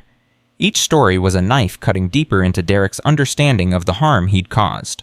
These weren't statistics or case numbers. These were human beings whose lives he'd diminished with his assumptions and prejudices. When they finished, the facilitator turned to Derek. Would you like to respond? Derek's throat was tight, his eyes burning with tears he'd been holding back. I don't know how to respond except to say I'm sorry, and I know that's not enough. You've each accomplished more than I ever will. You've earned respect that I failed to give you, and you've shown me more grace today by sharing your stories than I ever showed you. He looked at each person in turn. I can't undo what I did. I can't give you back the dignity I took, but I promise you I will spend the rest of my life trying to be better, not because I'm in legal trouble, but because hearing your stories has changed something in me. I see now what I couldn't see before, and I'm ashamed that it took losing everything to finally understand. Judge Thompson spoke again. Mr. Collins, change is possible. Growth is possible.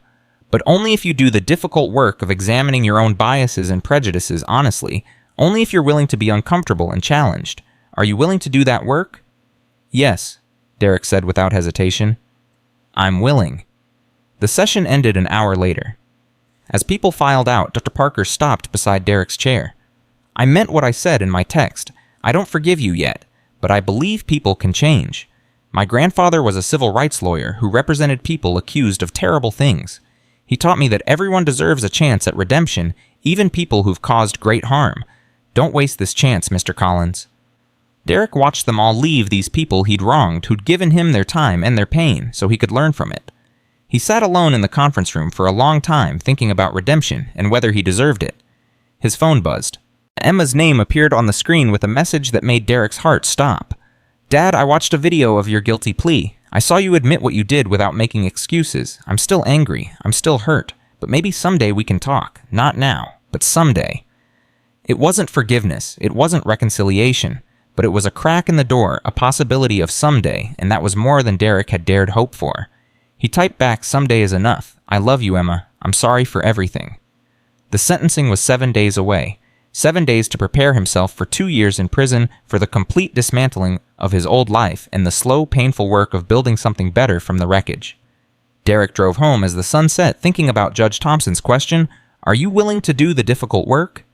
Yes, he thought. Finally, honestly, yes. The week before sentencing passed in a blur of preparations Derek never imagined he'd need to make. He met with a financial advisor to set up automatic payments for Sharon's temporary support and Emma's college tuition. He sold his car to raise money for the restitution payment, knowing he wouldn't need it in prison anyway. He boxed up his belongings, separating what Sharon would keep from what would go into storage, each item a reminder of the life he was leaving behind. Thursday afternoon, Derek received an unexpected visitor. He opened the door to find Morrison standing there looking older and more tired than Derek remembered from just 2 weeks ago. "Chief," Derek said, surprised, "I didn't expect to see you." Morrison shifted uncomfortably. Can I come in? Derek stepped aside, letting his former boss enter the half-packed house. They stood in the living room surrounded by boxes and the remnants of Derek's dismantled life. I've been doing a lot of thinking since this happened, Morrison said, not sitting down, about my role in enabling your behavior, about all those complaints I dismissed because I trusted you. Chief, you didn't know. I should have known, Morrison interrupted. That's what's been eating at me. The signs were there, the pattern was there, but I chose not to see it because you were my friend, because it was easier to believe you than to investigate, and that makes me complicit. Derek had never heard Morrison sound so defeated. What are you saying? I'm saying I resigned this morning. Morrison's words hit like a physical blow. I turned in my resignation to the court administrator, effective immediately. You resigned, but you've been security chief for 20 years. 20 years of failing to protect people from officers like you, Morrison said, and the words carried no malice, just exhausted truth. Judge Thompson was right. The system protected you because I protected you, and I can't be part of that system anymore. Derek sank onto the couch, stunned. Morrison, you don't have to do this. You didn't know what I was doing. I didn't want to know. That's different.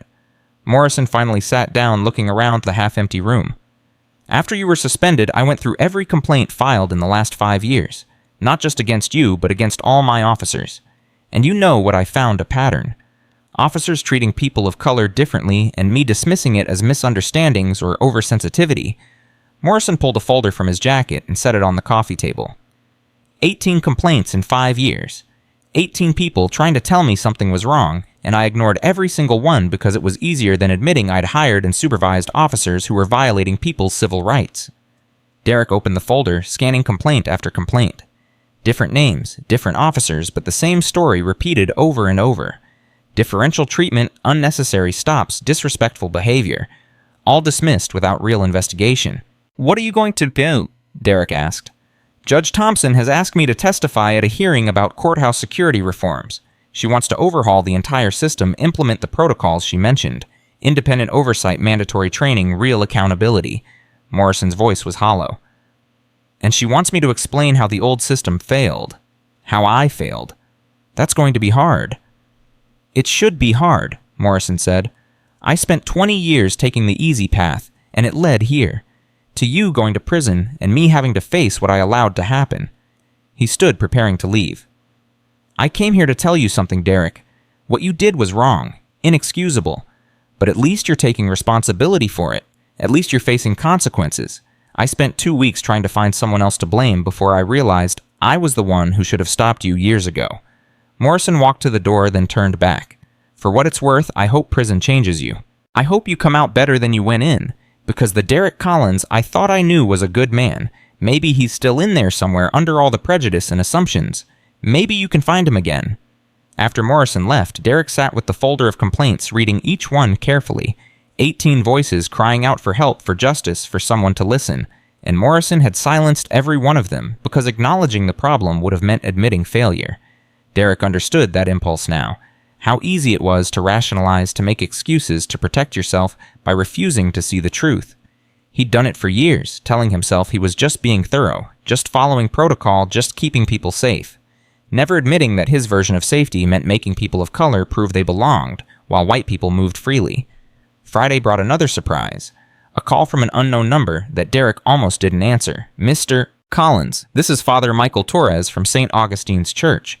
I'm the prison chaplain at the federal facility where you'll be serving your sentence. I understand you're Catholic. Derek hadn't been to church in years, but his mother had raised him Catholic. Yes, Father. I like to reach out to incoming inmates before they arrive, help them understand what to expect. Would you be willing to meet? They met at a coffee shop near Derek's house. Father Torres, a surprisingly young man with kind eyes and an easy smile that seemed out of place given his profession. Prison is difficult, Father Torres said after they'd ordered. Especially for someone like you, former law enforcement convicted of civil rights violations. You'll face hostility from other inmates. Some will see you as a target. Others will see you as someone who betrayed the badge. I know, Derek said. My lawyer warned me. But here's what I want you to understand. Father Torres leaned forward. Prison can be punishment or it can be transformation. That choice is entirely up to you. You can spend 2 years being angry, being defensive, waiting for it to be over. Or you can spend 2 years really examining who you were and who you want to become. How do I do that? We have programs, education counseling support groups. There's a restorative justice program where inmates work through the harm they've caused. There's bias training that goes much deeper than any mandatory session you've sat through before. Father Torres smiled. And there's chapel if you're interested in spiritual guidance. Derek thought about Judge Thompson's question about doing difficult work. I'm interested in all of it, whatever will help me understand what I did and how to be better. Good, because I'll be honest with you, Mr. Collins. Most inmates come in defensive. They blame the system, blame their victims, blame everyone but themselves. The ones who actually change are the ones who take responsibility and do the hard work of transformation. They talked for another hour, Father Torres explaining the daily routine, the resources available, the challenges Derek would face. By the time they finished, Derek felt slightly less terrified and slightly more prepared. One more thing, Father Torres said as they prepared to leave. You'll be in the same facility as your former partner, Stevens. I've spoken with him too. He's struggling with guilt over following your lead. It might be good for both of you to work through this together. Derek hadn't thought much about Stevens lately, too consumed with his own crisis. But he remembered the young officer's face in the car asking if it would have mattered if Judge Thompson hadn't been a judge. I'll reach out to him when I get there, Derek promised. Saturday morning, Derek woke to find Sharon's car in the driveway. She walked in without knocking, her face carefully neutral, as she surveyed the packed boxes.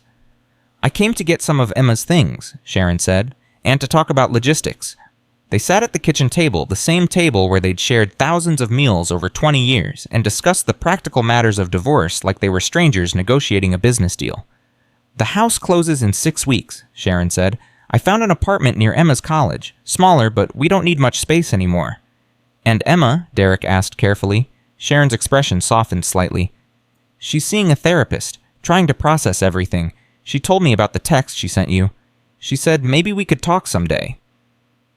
Maybe, Sharon agreed.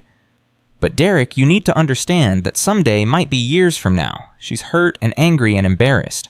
Her friends know her father is going to prison for racism. That's not something you get over quickly. I know. I'll wait as long as she needs. Sharon pulled out a stack of papers. These are the final divorce papers. I need you to sign them before you report to prison. It'll be easier to process everything while you're away. Derek took the pen she offered and signed his name on document after document, legally ending a marriage that had really ended 2 weeks ago in this same house. I loved you, Sharon said suddenly. For 20 years, I loved the man I thought you were, and I keep asking myself how I didn't see it, how I lived with you, raised a child with you, and never noticed that you held these beliefs. I didn't show them at home, Derek said. I compartmentalized. At work, I treated people one way. At home, I was different. But that's just it, Derek. You weren't different. You were just careful about who saw the real you. Sharon's voice cracked. Our neighborhood is all white. Our church is all white. Our friends are all white. That wasn't an accident. That was your comfort zone, and I went along with it because it was easier than asking uncomfortable questions. You're not responsible for what I did. Maybe not legally, but I built a life with you that never challenged your assumptions. I never pushed you to examine your biases because I didn't want to examine my own. Sharon wiped her eyes. Maybe that's why this hurts so much. Because I'm realizing I have work to do too. They sat in silence for a moment, two people who'd shared a life, recognizing how much of it had been built on comfortable ignorance. I'm going to therapy too, Sharon said finally. Trying to understand my own biases, my own complicity. Emma deserves a mother who's done that work. That's good, Derek said. That's really good. Sharon stood collecting the signed papers. I hope prison helps you, Derek. I hope you come out different than you went in, because the man who pushed Judge Thompson away from her own courthouse isn't someone I can respect. But maybe the man who admitted what he did and accepted consequences is someone who can change. After Sharon left, Derek felt the weight of the coming transformation. Prison wasn't just punishment. It was an opportunity to become someone different, someone better. The question was whether he had the courage to actually change, or whether he'd just serve his time and emerge unchanged. Sunday, his last day of freedom, Derek spent alone. He'd considered attending church but couldn't face the stares and whispers. Instead, he sat in his empty living room and wrote letters. One to Emma telling her everything he wished he could say in person. One to Judge Thompson thanking her for forcing him to face the truth about himself. One to Morrison acknowledging their shared failure and hoping they both found redemption. He sealed the letters and set them aside to mail after sentencing. Then he did something he hadn't done in years. He prayed. Not for leniency or mercy or some miracle that would undo what he'd done, just for the strength to face what was coming and the wisdom to learn from it. Monday morning arrived the day of sentencing. Derek put on his best suit knowing it would be the last time he wore civilian clothes for 2 years. Caldwell picked him up at 8 and they drove to the courthouse in silence. The courtroom was even more packed than the arraignment had been. Every seat filled people standing against the walls, cameras in the back documenting everything. Derek took his seat at the defense table and forced himself to breathe steadily. Judge Martinez entered and everyone rose. When they sat again, the weight of the moment pressed down on Derek's shoulders. "We're here for sentencing in United States versus Derek Collins," Martinez began. "Mr. Collins has pled guilty to multiple counts of civil rights violations under color of law. Before I impose sentence, I'll hear victim impact statements. Judge Thompson, you may proceed." Judge Thompson stood and walked to the podium, her presence commanding attention without effort. She wore her judicial robes today, a reminder of the authority Derek had tried to deny her. "Your Honor, when Officer Collins pushed me away from the courthouse 3 weeks ago, I had a choice. I could have revealed my identity, immediately ended the situation, and moved on with my day. But I chose not to because I wanted Officer Collins to face consequences for his actions, not for who I turned out to be." Her voice was measured but powerful. "Every day, people of color are treated as if they don't belong. In stores, in restaurants, in government buildings, in their own workplaces. We're followed, questioned, stopped, and forced to prove our right to exist in spaces where white people move freely. And when we complain, we're told we're oversensitive. We're told it wasn't about race. We're told to be grateful it wasn't worse." Judge Thompson's gaze swept the courtroom. "Officer Collins gave us an opportunity to hold someone accountable, to say clearly and publicly that this behavior is unacceptable, that badges don't grant immunity from consequences, that power must be exercised with responsibility." She turned to face Derek directly. "Mr. Collins, you asked if I believed your remorse was genuine. After our restorative justice session, after watching you plead guilty without excuses, after hearing that you've been meeting with the prison chaplain and preparing to do real work on yourself, I believe you're beginning to understand. Beginning, but understanding is just the first step. Change requires sustained effort over years, not weeks." "I know," Derek said quietly, even though he wasn't supposed to speak yet. Judge Thompson continued, "I don't want you to go to prison and emerge bitter. I don't want you to spend 2 years being angry at me for holding you accountable. I want you to use this time to genuinely transform, because the world doesn't need more people like the Derek Collins who pushed me away from my courthouse, but it desperately needs people who've done the difficult work of confronting their own prejudices and becoming better." She returned to her seat and Dr. Parker stood next, walking slowly to the podium with the dignity of someone who'd spent a lifetime fighting for justice. "Your Honor, I've experienced racism in every imaginable form over my 70 years. I've been denied service, threatened with violence, had my life endangered simply for existing as a black man in America. Officer Collins's actions were relatively minor compared to what I've endured. But they represent something larger." Dr. Parker's voice strengthened. "They represent a system that gives people small amounts of power and then fails to hold them accountable when they abuse it. Officer Collins could have destroyed my career if he'd falsely accused me of something. He could have escalated our encounter into violence. He had power over me in that moment and he wielded it carelessly. But I want to say something that might surprise this court. I believe Officer Collins can change. I've represented people accused of terrible things, and I've learned that accountability plus genuine remorse can lead to transformation. The question is whether Officer Collins will do the work or just serve his time." One by one, others gave their statements. Maria Chen talked about feeling unsafe in her own workplace. Professor Hassan described the exhaustion of constantly proving he belonged. Each testimony added another layer of understanding to the harm Derek had caused. Finally, Martinez spoke. "Mr. Collins, do you wish to address the court before I impose sentence?" Derek stood on shaking legs and walked to the podium. He'd prepared remarks, practiced them with Caldwell, but now the words seemed inadequate. "Your Honor, 3 weeks ago, I would have told you I wasn't a racist. I would have said I treated everyone fairly, that I was just doing my job, that the complaints against me were misunderstandings. I would have believed every word." Derek's voice grew stronger. "But I was lying to myself. The videos don't lie. The recordings don't lie. For years, I treated people of color as threats, while treating white people as neighbors. I made assumptions based on skin color and called it professional judgment. I violated people's dignity and called it security." He looked at Judge Thompson. I pushed you away from your own courthouse because you were black, not because you acted suspicious, not because you violated protocol, because I looked at you and decided you didn't belong, and I need to own that truth completely." Derek turned back to Martinez. "I deserve to go to prison. I deserve to lose my career and my pension and my reputation. What I did was wrong, and consequences are appropriate. But I want this court to know that I'm committed to changing. I've enrolled in every program the prison offers. I've been meeting with the chaplain. I've been doing the difficult work of examining my own biases." His voice cracked slightly. "I can't undo what I did. I can't give these people back their dignity or their sense of safety. But I can become someone different, someone who uses whatever time I have left to fight against the kind of prejudice I embodied. And that's what I intend to do." Derek returned to his seat emotionally drained. Martinez reviewed his notes, the courtroom silent with anticipation. "Mr. Collins, I've reviewed the presentence report, the victim impact statements, and your allocution. This case presents an unusual situation. The evidence of your guilt is overwhelming, but so is the evidence of your genuine remorse." Martinez looked directly at Derek. "The purpose of sentencing is both punishment and rehabilitation. You must be punished for violating the civil rights of multiple individuals over an extended period, but punishment without rehabilitation serves no one. Therefore, I'm accepting the government's recommendation with modifications. You will serve 18 months in federal prison, followed by 3 years supervised probation. During probation, you will complete 500 hours of community service with civil rights organizations. You will participate in extensive bias training. You will make restitution to Judge Thompson in the amount of $50,000.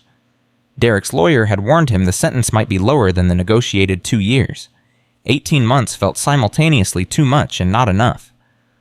Additionally, Martinez continued, "As a condition of your probation, you will speak at law enforcement training sessions about your experience.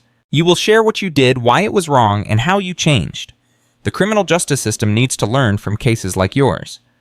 The weight of that requirement hit Derek hard. Standing in front of rooms full of officers admitting his failures, exposing his prejudices, it would be humiliating. It would be exactly what he needed to do. "You will report to FCI Cumberland on November 1st. That gives you 2 weeks to settle your affairs." Martinez banged his gavel. "This court is adjourned." The courtroom erupted in noise, but Derek sat frozen. 18 months. 2 weeks until he reported. A lifetime to live with what he'd done. Caldwell was talking, explaining something about good behavior credit and halfway house placement, but Derek couldn't focus. He looked across the courtroom and saw Judge Thompson watching him. She nodded once, a gesture of acknowledgement that felt like a gift. Outside the courthouse, reporters swarmed. Derek followed Caldwell's instructions and said nothing, but he heard their questions anyway. "Do you think 18 months is enough? Will you really change, or is this just performance? What do you say to people who think you got off easy?" Derek wanted to answer that last one. He wanted to tell them that losing everything he'd built over 12 years didn't feel easy, that facing his daughter's disappointment and his wife's disgust didn't feel easy, that spending the next 18 months in prison and the rest of his life trying to make amends didn't feel easy. But he said nothing, got in Caldwell's car and let his lawyer drive him home. The next 2 weeks passed in a blur of final arrangements. Derek liquidated his retirement account to make a lump payment toward the restitution. He signed over power of attorney to Sharon for the remaining house sale details. He wrote Emma one final letter, not asking for forgiveness, but promising to be better when he got out. Stevens called the night before. They were both supposed to report to prison. "Are you scared?" the younger man asked. "Terrified," Derek admitted, "but also ready. I need this. I need to face consequences and do the work to change." "I've been thinking about what I'll tell my kids someday," Stevens said. "When I have kids, I mean, about what I did and why I went to prison. I want to tell them I learned from it, that I became better." "Then that's what we'll do," Derek said. "We'll become better." November 1st arrived cold and gray. Derek stood outside FCI Cumberland with a single bag of approved belongings, watching Caldwell drive away. The prison loomed ahead, all concrete and razor wire, a physical manifestation of consequences. Inside, Derek was processed, photographed, fingerprinted, and assigned a cell. His cellmate was a man named Marcus, serving time for embezzlement, who eyed Derek with open suspicion. "You're the racist cop, aren't you?" Marcus asked. "Saw you on the news." "Former security guard," Derek corrected. "And yes, I'm here because I treated people like you differently than I treated white people." Marcus looked surprised by the direct admission. "Most guys in here for hate crimes try to say they're innocent or it was a misunderstanding." "I'm not most guys," Derek said. "I did what they say I did. and I'm here to face it and change. Over the following weeks, Derek discovered that prison was exactly as difficult as Father Torres had warned.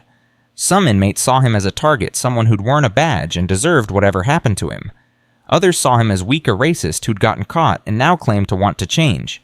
But slowly, Derek found his place. He attended every counseling session, every bias training program, every educational opportunity. He joined the restorative justice group where inmates worked through the harm they'd caused. He spent hours talking with Father Torres about accountability and redemption. Stevens was there too, struggling with his own guilt, but committed to the same work. They became accountability partners, pushing each other to be honest about their failures and genuine in their efforts to change. 3 months into his sentence, Derek received a letter. Emma's handwriting on the envelope made his hands shake. "Dad, my therapist says I'm not ready to visit you yet. Maybe I never will be, but I want you to know that I'm watching what you do, not just what you say. Mom showed me an article about the restorative justice program you're in, about how you're actually doing the work instead of just serving time.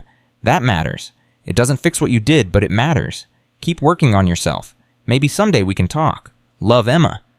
Derek read the letter 20 times, crying openly in his cell while Marcus pretended not to notice. It wasn't forgiveness, it wasn't reconciliation, but it was hope, and that was enough. 6 months in, Derek was invited to speak at a law enforcement training session via video conference. He sat in front of a camera facing a room full of courthouse security officers he couldn't see and told his story without excuses or justification. "I treated people of color as threats for 12 years, Derek said to the camera. "I called it professional judgment. I called it following protocol. I called it keeping people safe. But what I was really doing was exercising my own prejudices while hiding behind a badge." He described the videos, the recordings, the pattern of discrimination.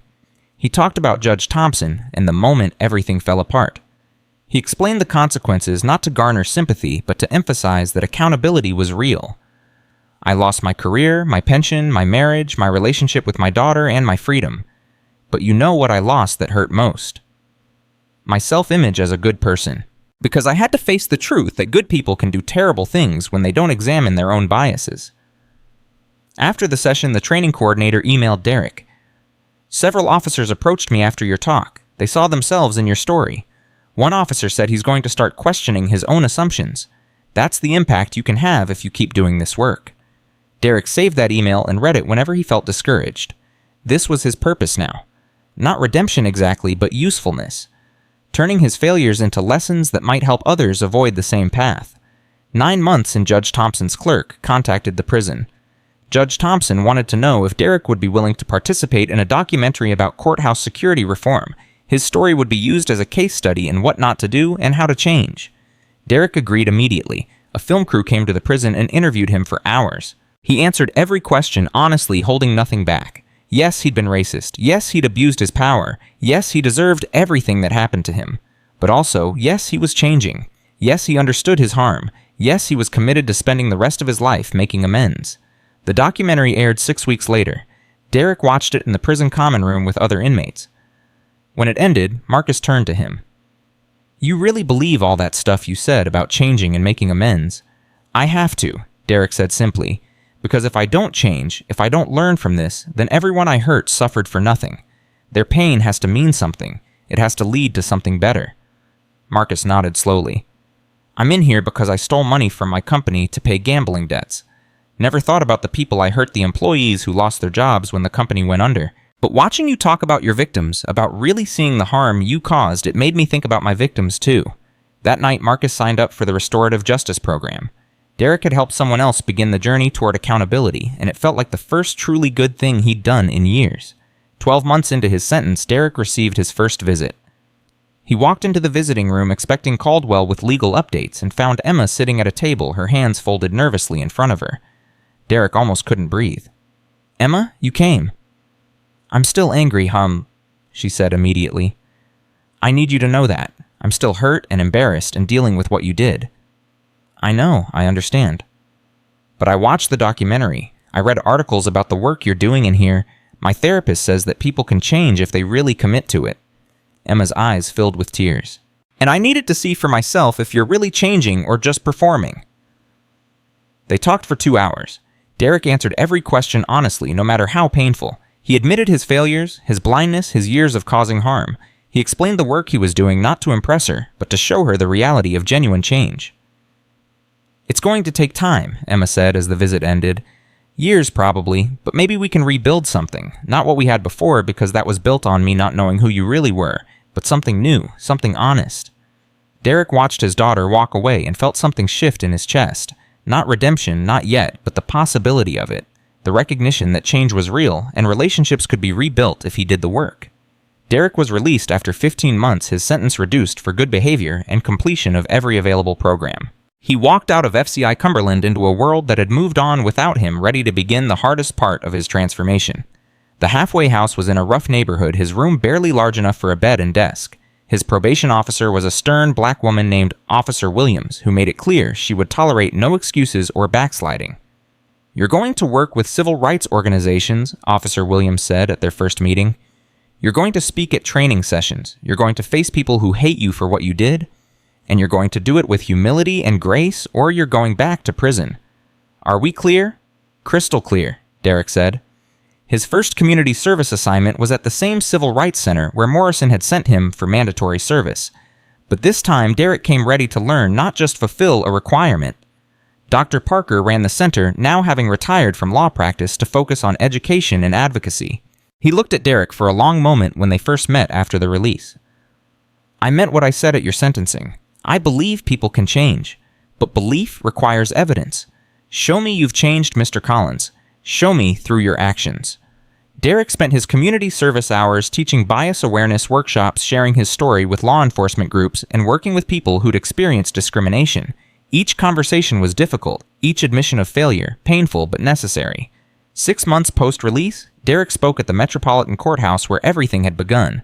Judge Thompson attended, sitting in the back of the room, watching as Derek explained to a new generation of security officers how easy it was to let prejudice masquerade as professionalism. After the session, Judge Thompson approached him. "You've done good work, Mr. Collins. Real work, not performance." "I'm trying," Derek said. "Every day I'm trying to be better than I was." "That's all any of us can do." Judge Thompson handed him a business card.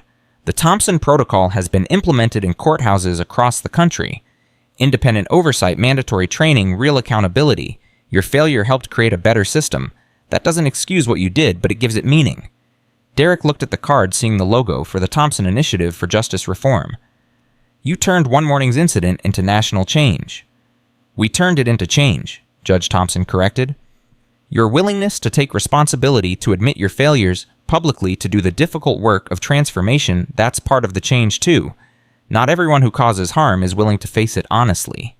A year after his release, Derek stood at Emma's college graduation, having been invited by his daughter to attend.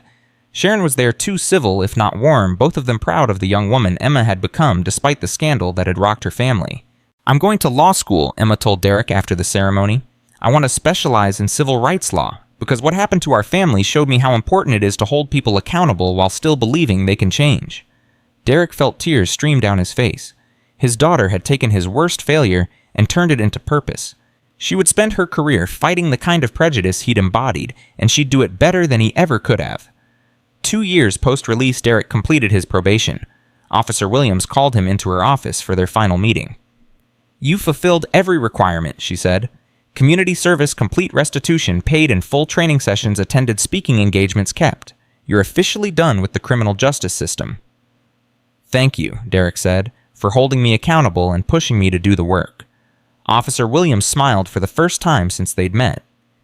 "You did the work, Mr. Collins. I just supervised.